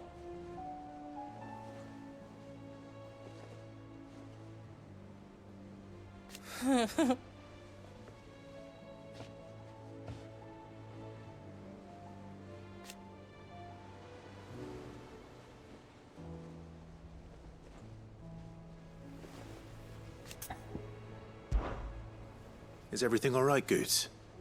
You seem more discomposed than usual. Oh, I don't know what that means, but I'm in a bit of a muddle. Oh, I think Nan might be in trouble and she's... It's all right. You can tell me. There was a trader came by. One of our usuals, like. Said he'd heard some rotten rumours about her down Dallymill Way. Folk are saying she's been selling to bandits and cutthroats and that. I mean, she's fond of a chance to make a coin or two, aye, but she'd never do business with baddies. Especially not the kind who go hurting people who haven't done out. I wanted to ask her about it myself, but I'm scared she'll give us a tongue lashing. She'd never give your tongue a lashing, though, would she? Don't worry. I'll speak to her. Oh, thanks, Clive. You'll let me know what she says, won't you? Of course. I'm sure it's all just a misunderstanding.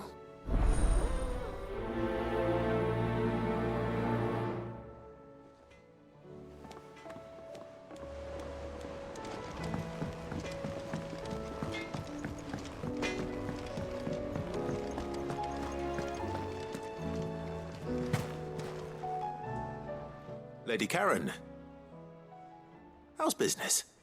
Not nearly as foul as the weather. You're doing good trade, then? Both in and out of the hideaway? Can't complain. Wait, what exactly are you getting at? Not once in 5 long years do you pay my affairs half a care, but here you are today, raking me over the coals like a bloody popoto. Just asking. Out of interest. All right. I'm here because I was told that certain rumors have been circulating.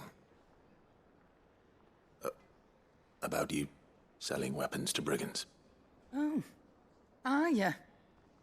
And who was it who knows me so well as to tell tales of my evil exploits? I didn't exactly hear firsthand. All I know is that someone in Dalimil has been spreading word to that effect.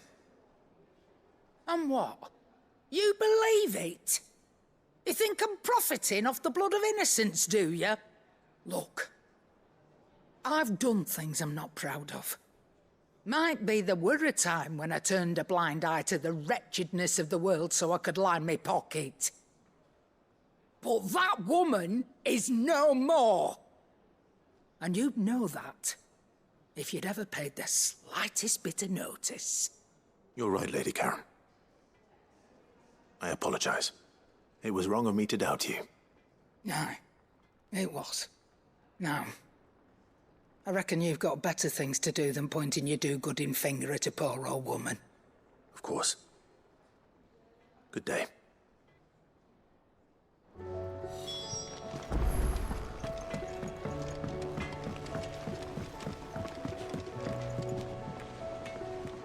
I spoke with Lady Karen. What did she say? That the rumors were unfounded, and that I was a fool for thinking they might hold any truth, along with some other things that made her feelings clear. And while it sounds like she may have done things she regretted in her past, she says those days are behind her. Oh, well, that's good. I knew Nan wasn't caught up in out bad. But why would people say she was? What did she ever do to them? It's not right. No, it's not. But people do things for all sorts of reasons. Perhaps we'll never know. Well, I'm going to find out.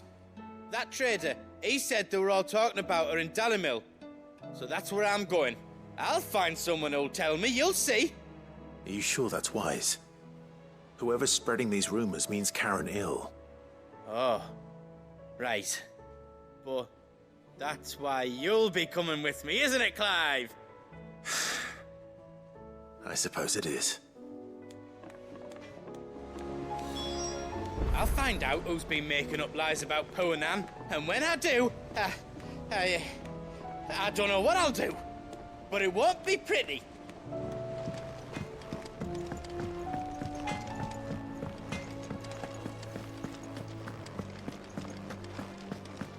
Seems the hideaway is lost.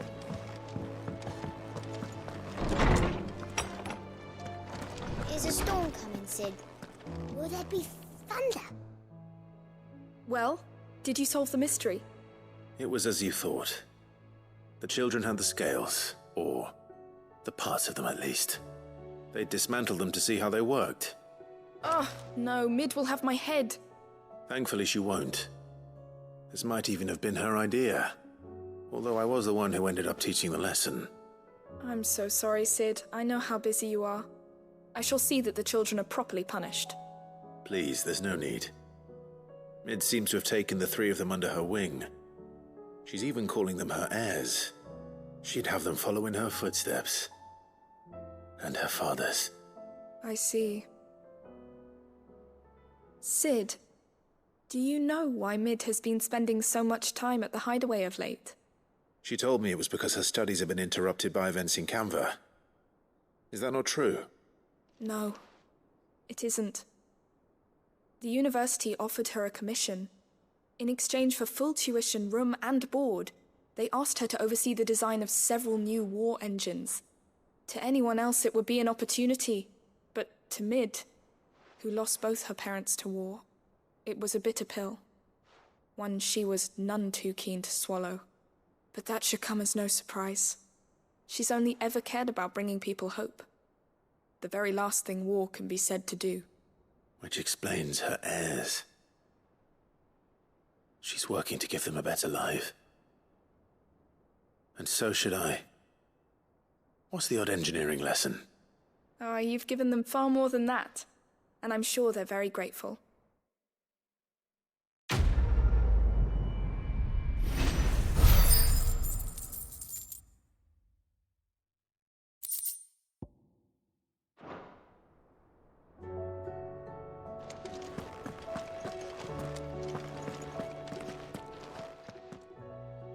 Lawsman Harpocrates.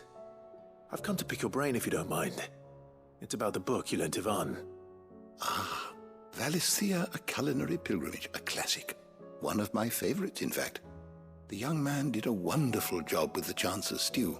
I do hope we shall be able to sample more such marvels in due course. That's actually why I'm here. I don't suppose you know where I might find skyworm livers and drake's mint. Ah, so the fabled Sandbrequois delicacy is next on the menu. Delightful. The descriptions of fried mortress never fail to make my mouth water. Now, skyworm is a somewhat antiquated name for the wyvern, their ground livers being the paste from which the mortress is made. Dragon livers. How very Sandbrequois. One would have thought the disciples of Bahamut would have a touch more reverence for their icon's brethren, but apparently not. I believe the specific dragon the recipe demands is the blueback wyvern, said to be the very color of the sea beside which it resides. So we know where to look for our liver. But what about the drake's mint? Saint's bonnet in contemporary parlance, a herb which grows along the North Reach coast. I gather that one can locate the cheerful yellow flowers by their heady scent alone, so I'm sure you'll have no trouble finding them. I may add that people once believed game was best served with the flora that sustained it in life, in which regard fried mortress of skyworm is undoubtedly a typical dish of the time. Meaning that if I find one, I find the other. To Northreach, then. Best of luck, Clive. And do save me a bite once the dish is complete.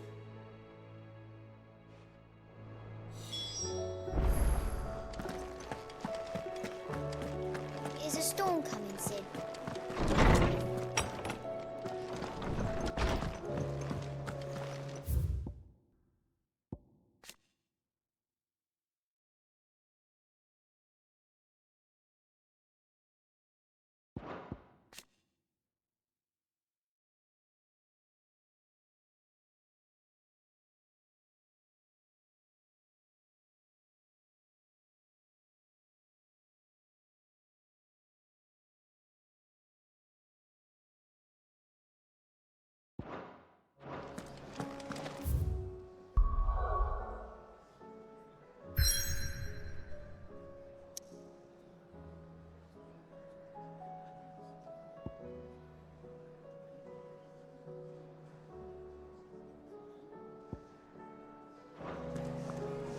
It seems the hideaway's lost its appetite.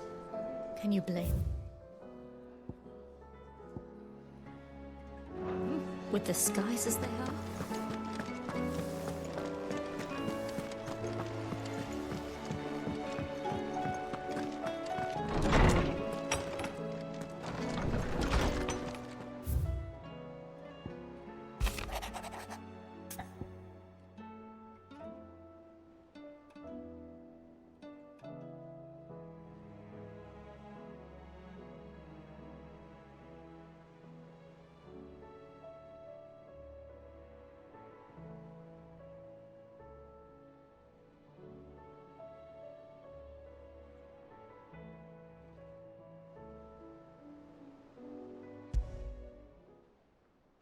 Rutherford. Wasn't that the name of my uncle's manservant? Where would he be at Martha's Rest?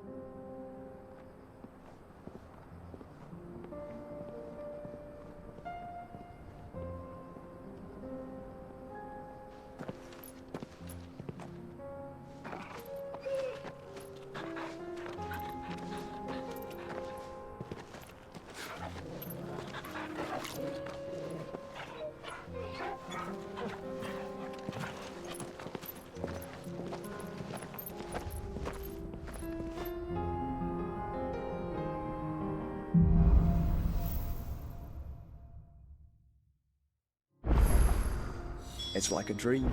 The four of us out walking like we used to. Enjoying this, are you? Gav and the others could be in danger as we speak. You're right. I'm sorry. Yote is a fine scout. If Canva was attacked, she will already have begun gathering information. Tabor isn't far. We should pick up the pace. Fetch!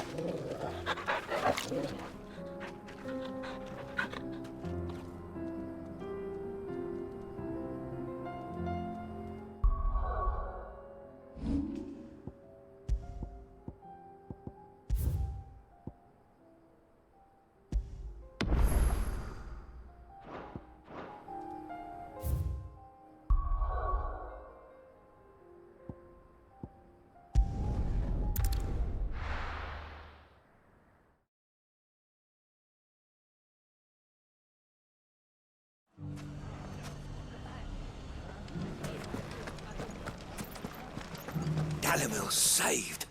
Can I interest you in a new sword? My comrades and I...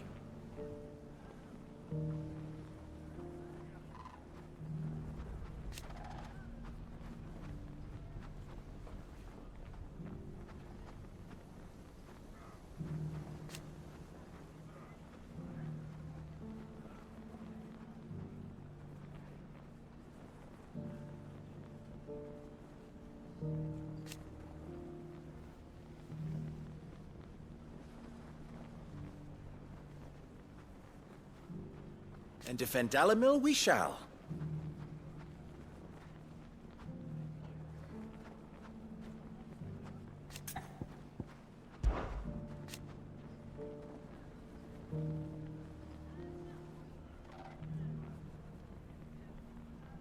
I always knew.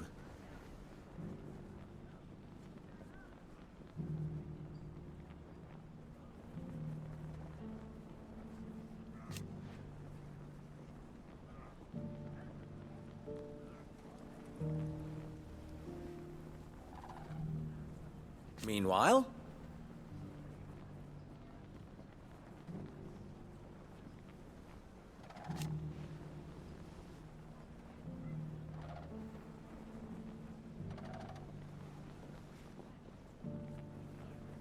proof, if any more were needed.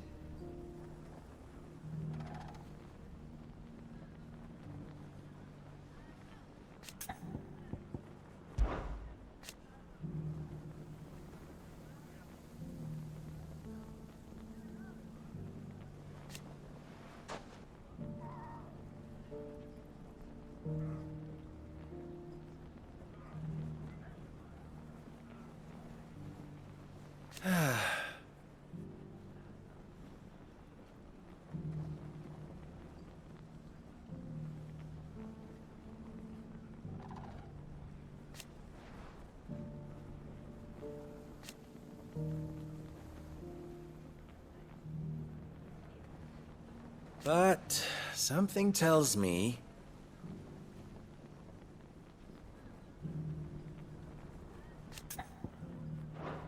you're always welcome here. Dalimil saved. And with our steel. Those bandits were on the receiving end of some quality craftsmanship. It has long been my habit to keep a watchful eye on the comings and goings around Dalimil. I shall continue to do so, that our people might be warned of any further attacks. I pray that you continue to play your part too, not of outlaw, but of hero to the hopeless.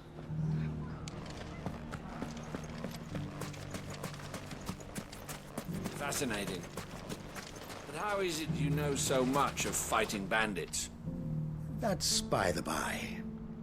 But I'd be happy to teach the town guard all I know.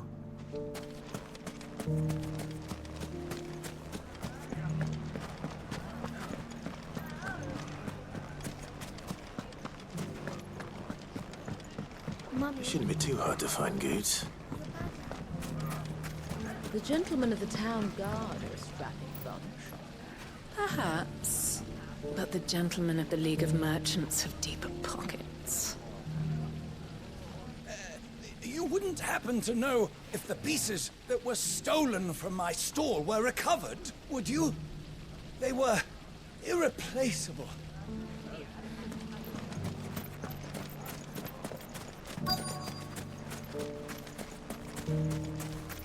Could be I know something more.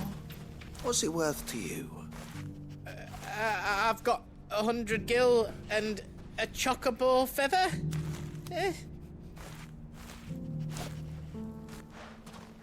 Clive, listen! I found someone who says he's heard the rumours about Nan. Have you? Go on. Tell him what you told me. All right. It's like I said.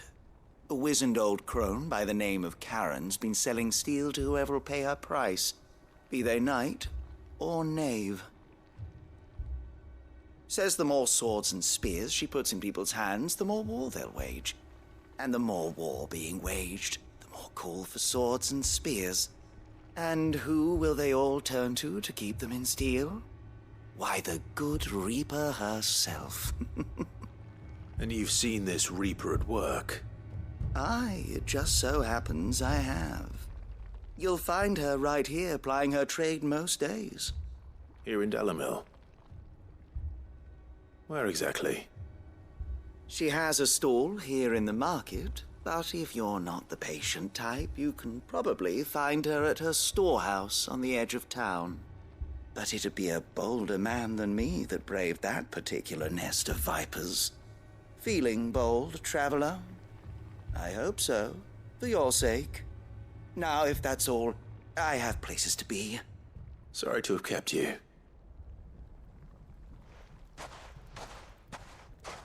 You don't think Nan's the Reaper, do you? Not unless she's discovered the secret of how to be in two places at once. Eh? What do you mean? Lady Karen hasn't left the hideaway in weeks. So who has been running this stall he spoke of? Good question. I'll go and have a look. And I'll visit this storehouse on the edge of town. All right, but be careful, Clive. You too, Goots.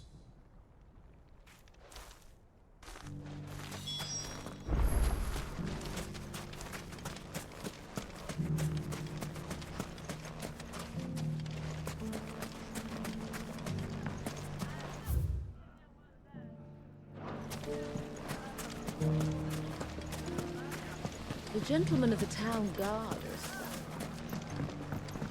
Mummy. What a mess. The bandits, maybe.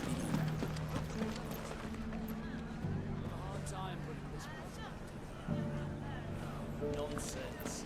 As long as we all do our bit, Dalimil will be back to her old self in no time.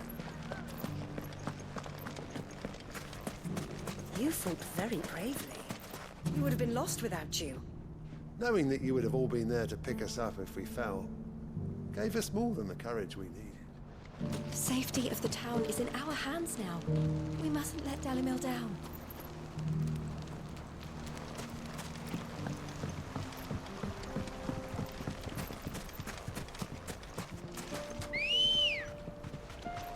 Come on.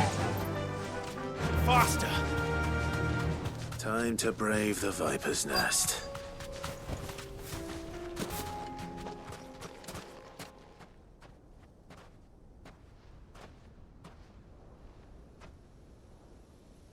Just you, is it? Thought I might have laid it on a bit thick. It was a fairly unconvincing tale. So, what now? That's up to you. Die a slow death, or a quick one. Boys, he's all yours. But that sword is mine.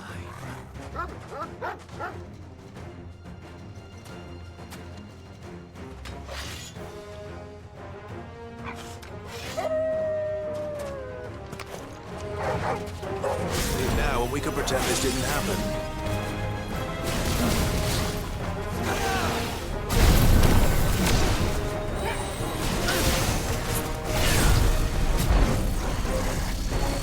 Nice try.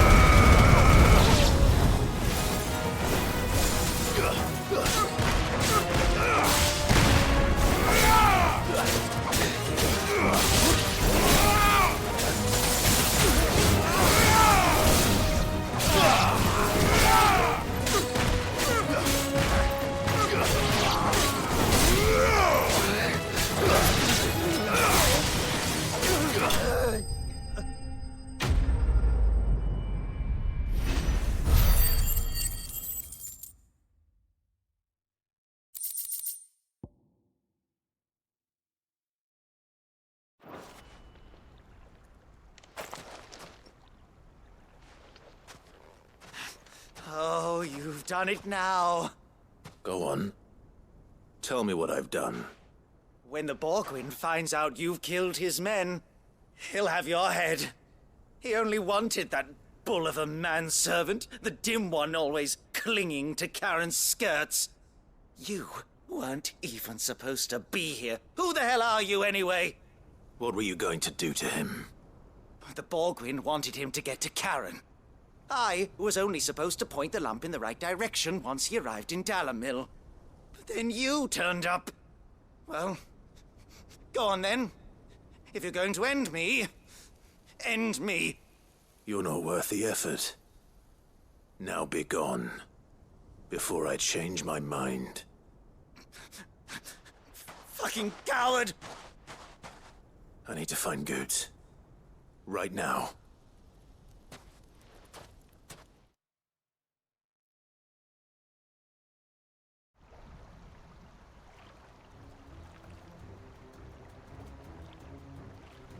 Get your filthy paws off me, you naughty painted lout!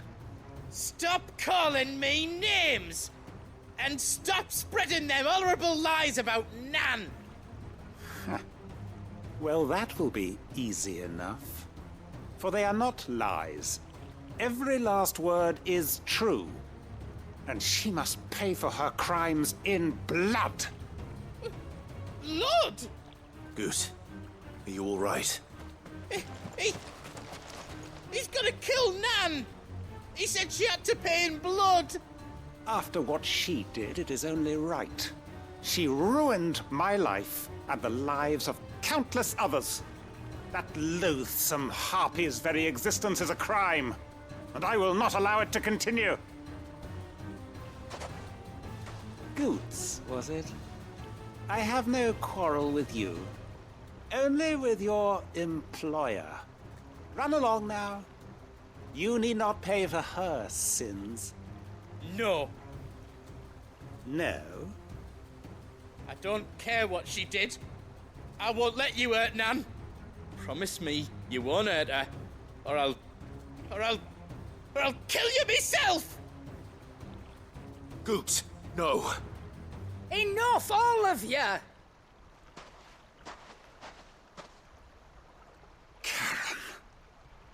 But how did you? You're a sight less clever than you think you are, the pair of you. Did you think I wouldn't notice the two of you slinking off together?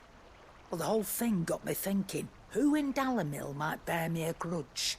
And a certain snivelling shit I ran afoul of in my fairy years came to mind. Though it was just Bogan back then, wasn't it?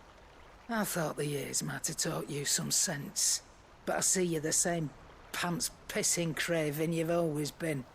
What was it we called you? Wet legs? You bitch! Everything that happened, it was all your fault! And now you'll finally pay for what you did to me!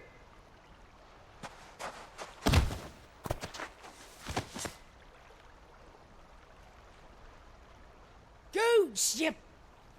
If you want a piece of Nan, you'll have to go through me. Fuck! You great galoot. Out of the way, I can handle this myself. So, wet legs, you remember what you told me when we last met? An eye for an eye. Wise words, Sam. Wise words. And now, it's time to collect.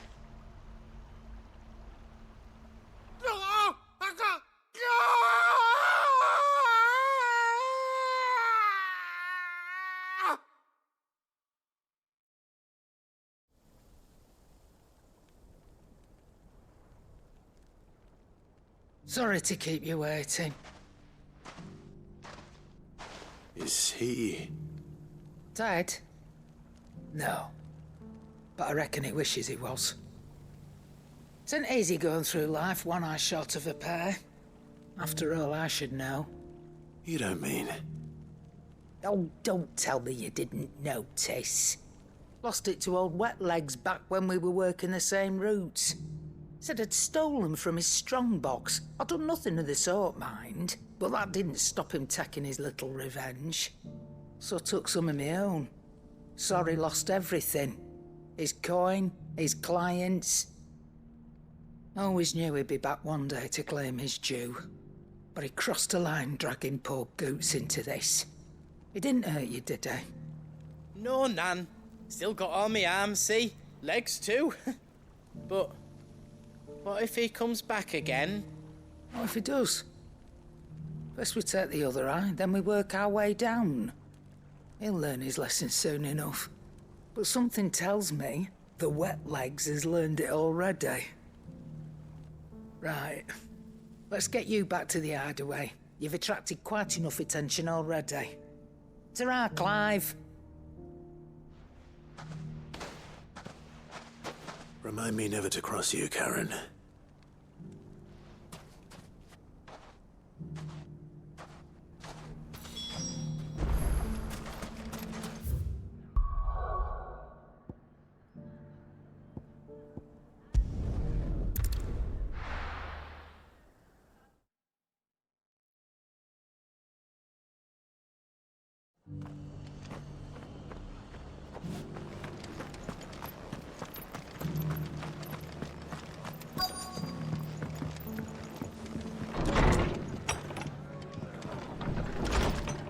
Martha's got a big heart. It's a pity there's so many who are happy to take advantage of it.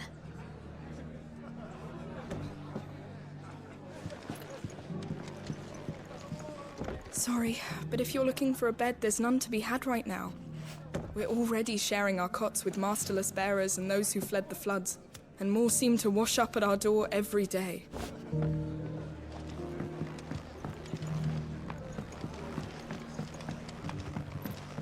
My lord Marquis, is that you? It is you. Then you received my letter. I am Sebastian Rutherford, chief steward of your lord uncle's estate. Of course.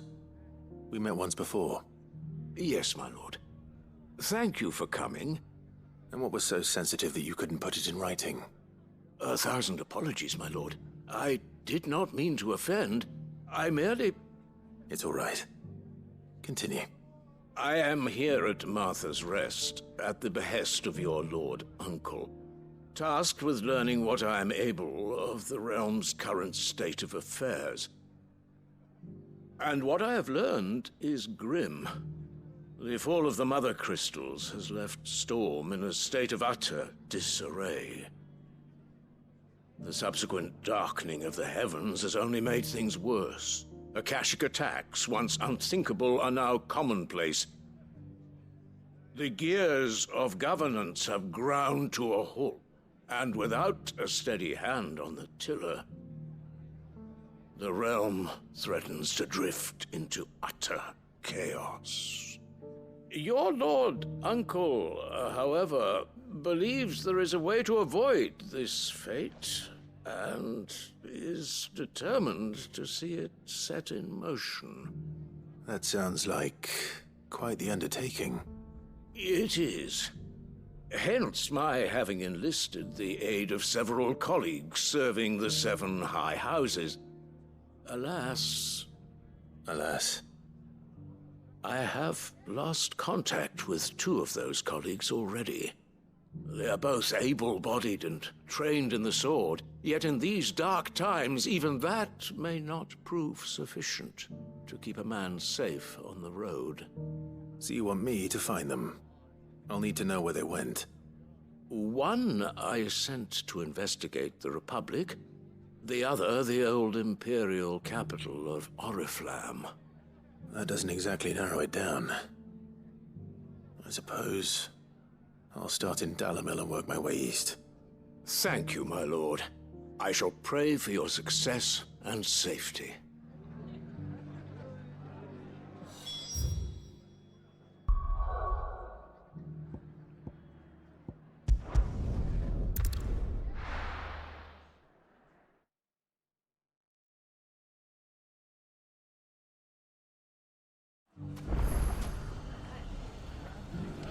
It's not going to be easy finding one man in an entire republic. Let's hope someone here's seen something. Mummy? The gentleman of the town guard was trapped.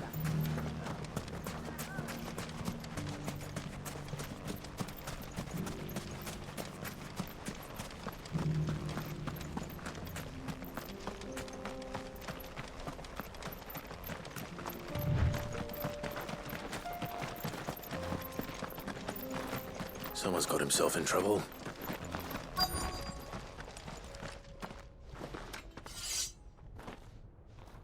I don't see your master here, so you can start by giving us all the coppers in your purse. I already told you, I have nothing. And maybe we'll take that pretty outfit and the steel you're wearing. Please! These men are trying to rob me! I'll deal with this. Thank you. You that one's master, then? If you kindly pay the coin he owes us, we can pretend you didn't draw your blade on Republican soldiers. Or you can go back to your garrison and I won't report you to your captain. Oh, you're more than welcome to. He hasn't had many visitors since we slit his throat.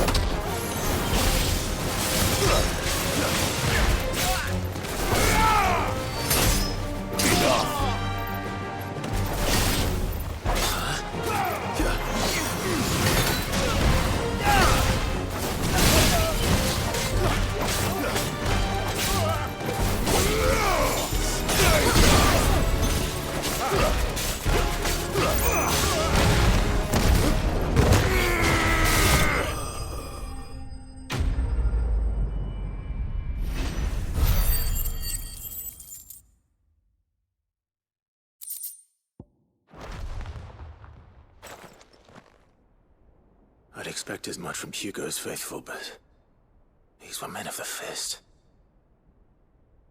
Much has changed in the Republican army since they lost their rock. You've seen this kind of thing before, then?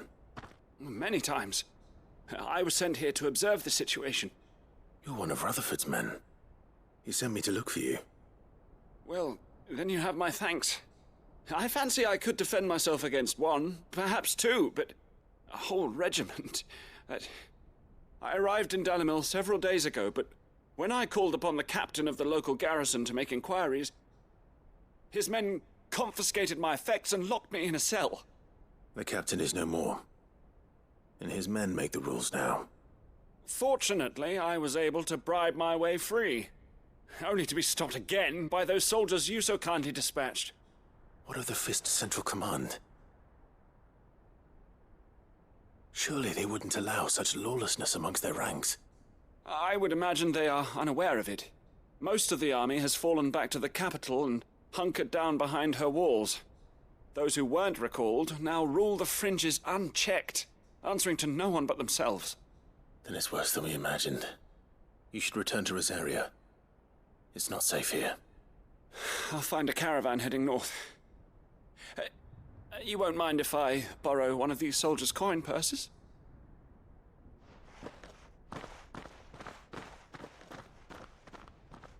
Not at all. Now, to find this second associate of Rutherford's. If he was bound for Oriflamme, I'll start at Northreach and see if I can pick up his trail.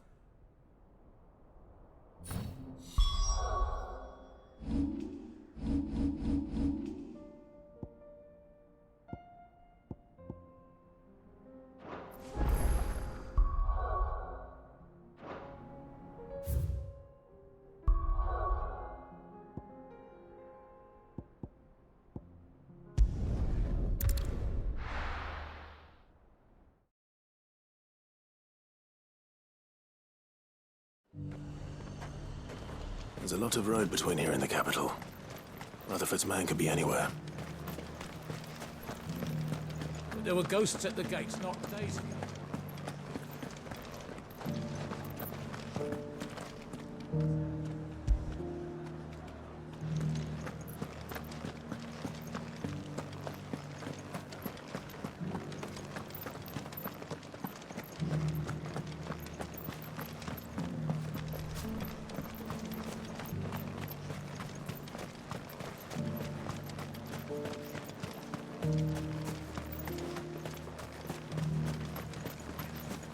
Captain said it was you who slew the, whatever they were. And for that, you have our thanks. Now that we know how to fight them, I hazard we'll fare a little better the next time they attack.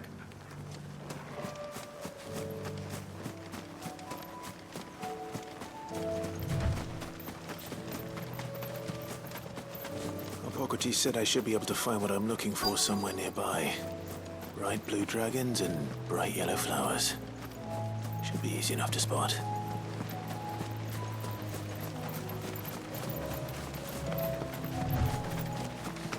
Have care. This must be our wyvern. All right.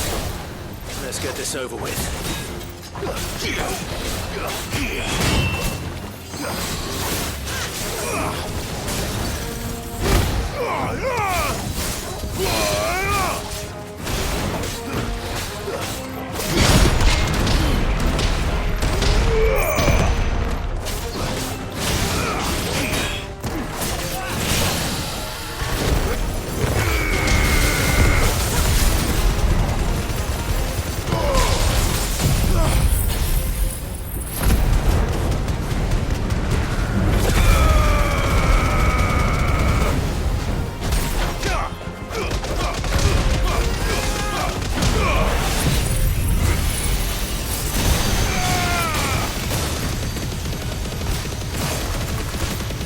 Finished.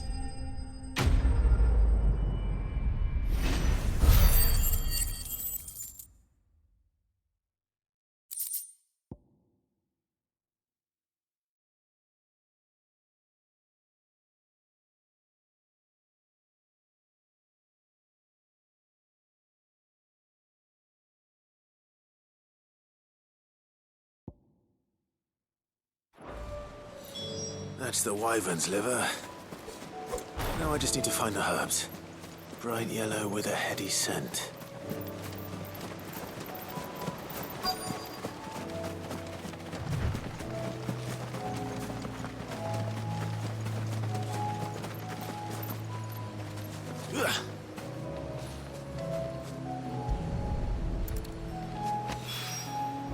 I think that's everything Molly needs to resurrect her recipe.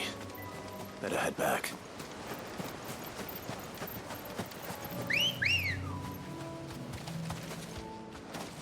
Ready, go?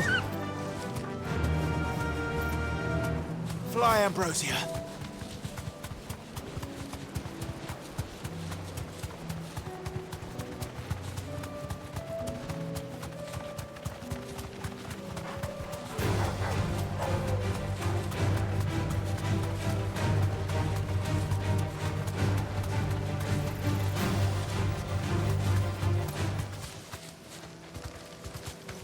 The meadows. Back to the stables, go. That's what the captain said.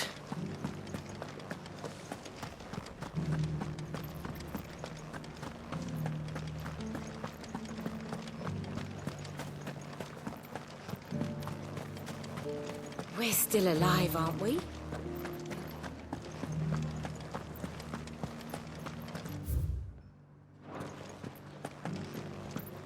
Those things I said before.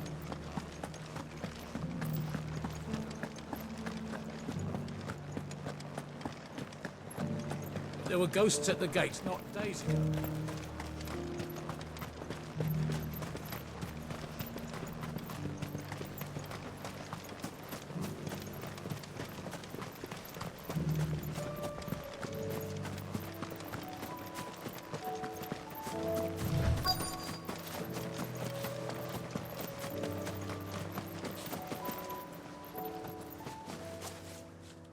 What happened here?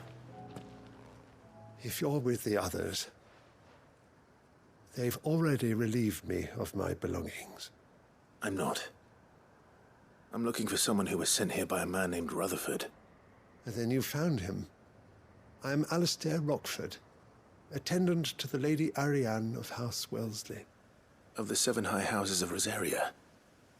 It's been a long time since last I saw my great-aunt. Is she well? My Lord Marquis? Yes. Yes, she is. The Lady Dowager has granted me leave to assist your Uncle Stuart. I was on my way back from the old capital when I saw some villagers being robbed on the road here. Bandits? They looked more like field hands, but it didn't matter in the end. I did what I could to help the victims, but all it earned me was a pommel to the temple. Which way did they go? South, toward the gate. All right. I'll take care of them. Founder knows I've met enough of their kind. You head back to Northreach, visit the Vale, tell them I sent you. Thank you. I shall. Founder be your shield. It was only a short while ago that I was assaulted. If you hurry south, you may find those who did this.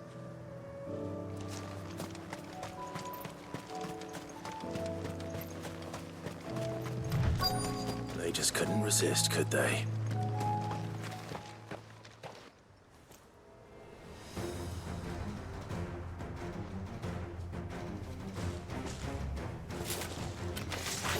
This one's ours, pretty boy.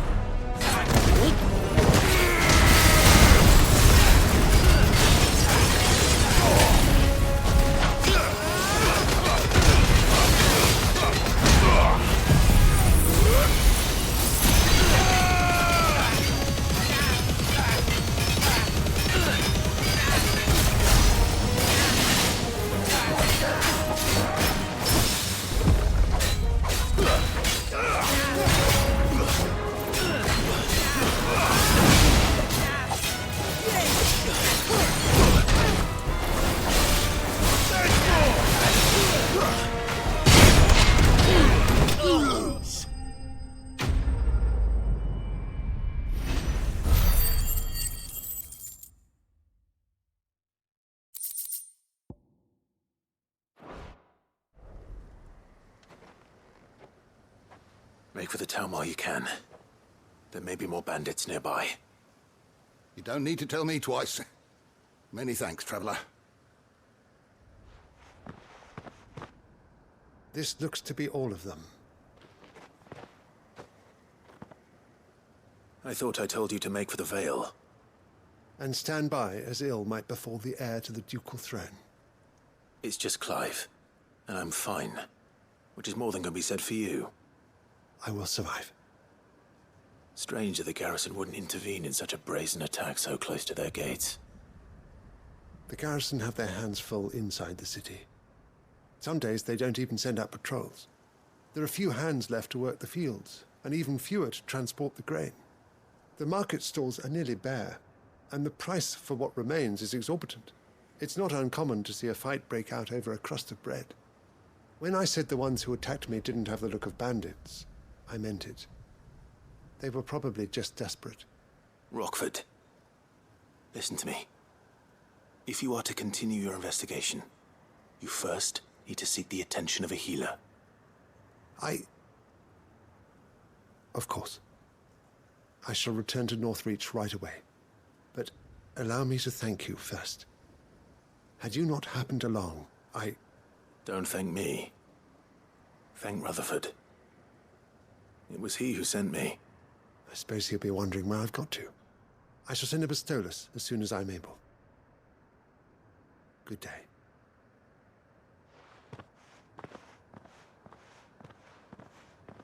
My uncle certainly has his work cut out for him. If it isn't already too late. I should go and tell Rutherford that his colleagues are still in one piece.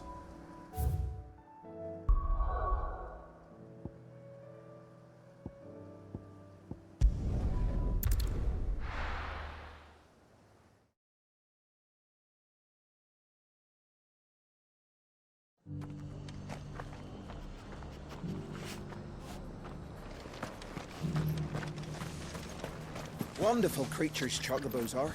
They're fast, strong, loyal, and best of all, they won't balk if you point them into the belly of a flood. Thick skins, these birds have. Thicker than most, at least. Leave them in a flood too long and they'll turn, sure as eggs is eggs. But a quick dip in and out, and they're right as rain. Which is a boon to a trader like me. Reckon there's enough Akashic on the roads to worry about without this old girl turning.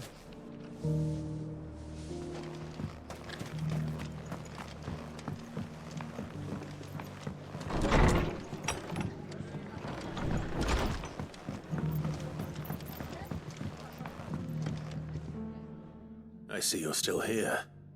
The Rest's location affords a constant flow of traders, and with it, a constant flow of information. Speaking of which, I received word from both my associates. They have resumed their investigations, thanks to you. I only happened to be in the right place at the right time. They both seem to think the realm's prospects rather grim. I am afraid that grim would be putting it lightly. Storm is in crisis, and if we are to free her, we must work quickly. And we must work together. Such is your Lord Uncle's wish. As it is mine.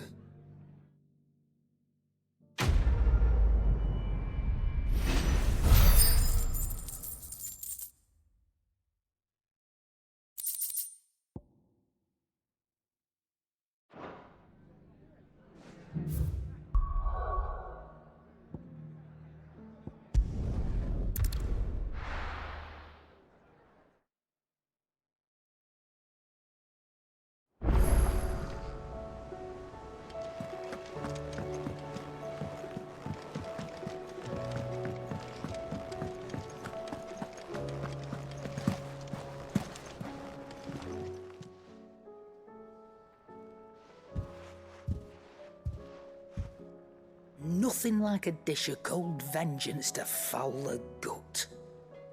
I'm sorry, Nan. I didn't mean to make things worse. I just thought I had to protect you. Like you've protected me. Aye, well, someone had to. Your parents certainly didn't give a whit for your well-being. Reckon the both of us would be worse off if I'd not taken you on. You've always been me right eye, Goots. And I'd have you stay that way. So don't you dare go looking for trouble again. Well, I will. If you ever need help, I'll do it again and again, and you can't stop me. Why, you big lump. Fine. Play the hero if it makes you happy. Thanks, Nan. I won't let you down. There's nothing he wouldn't do for you. That's as maybe. But if he's ever to make his own way in life, he'll need to start looking out for himself as well. Till then, he'll need people to watch his back, just like you did in Dalamil. Don't think I didn't appreciate that. Of course. His family. Stop it. You make me one good eye, mister. I don't go thinking that'll do you any favours. A potion today'll cost you the same as it did yesterday.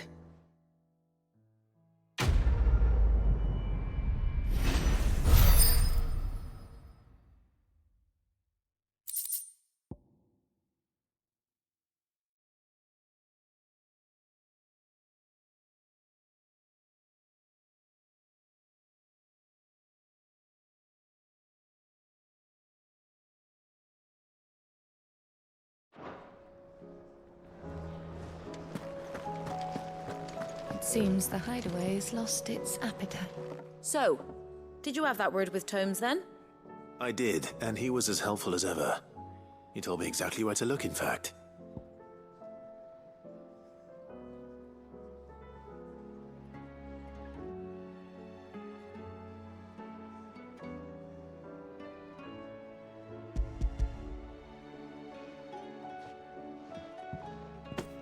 And what precisely will I be cooking up? Or is it better not to know? Blueback wyvern liver. And, a herb known as Saint's Bonnet. Ah, wyvern livers, was it? Well, at least it weren't actual worms, I suppose. Now then, you stay right where you are. I've got some cooking to do. Let's hope these grand old chefs of yore knew what they were on about.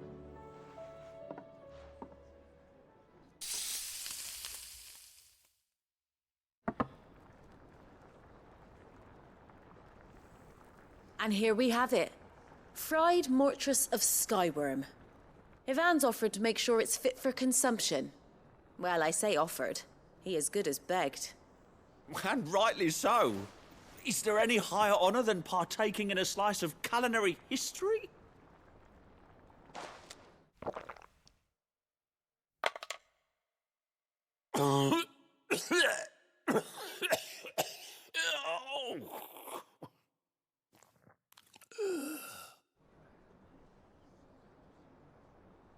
So, not fit for consumption then?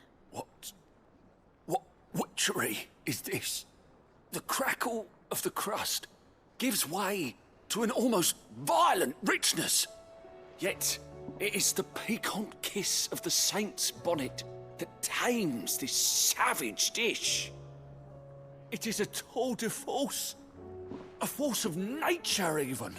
A maelstrom of flavour and sensation. A graceful beast emerging from centuries of slumber. I think he likes it. Well, I can't quite tell with all that nonsense he's talking. But I reckon you might be right. It was decent then, I take it. Decent? It's remarkable. And I defy any man to say a word to the contrary. Sid, might I suggest that you command a party of your finest men and women to procure a dozen blueback wyverns forthwith? I'll give it some thought.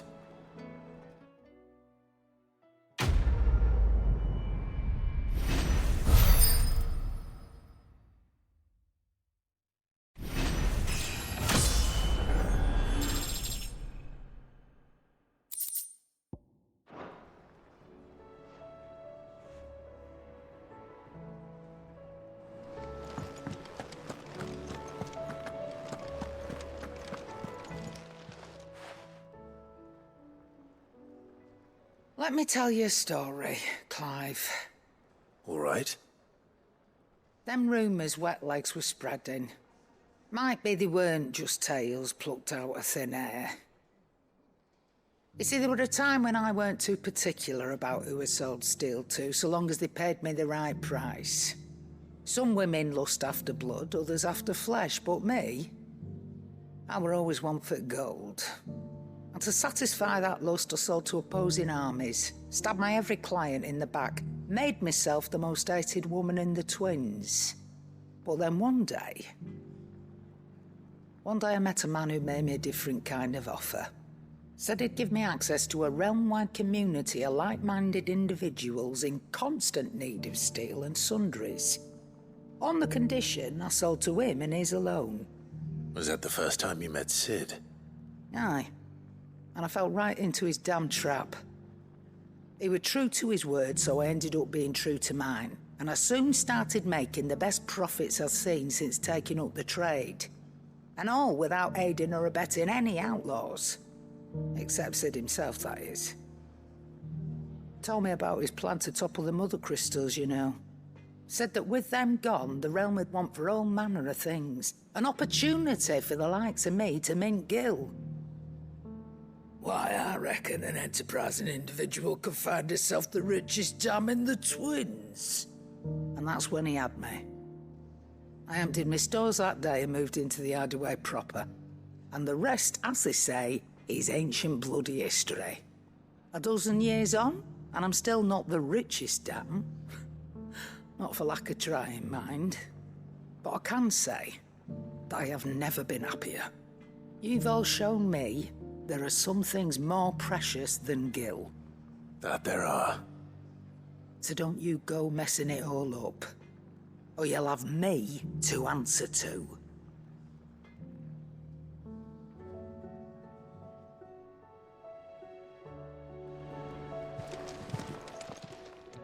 Clive. That grey lump.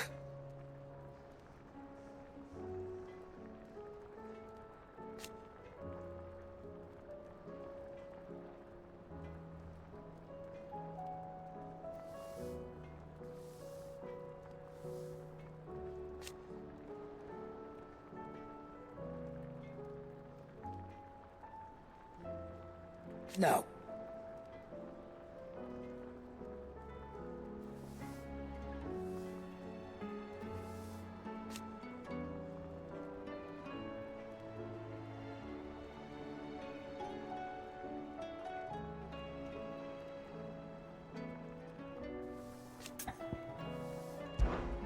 Go on, then.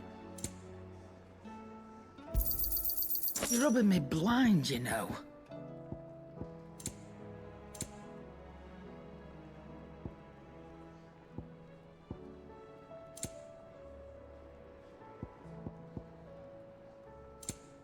Finished, are you?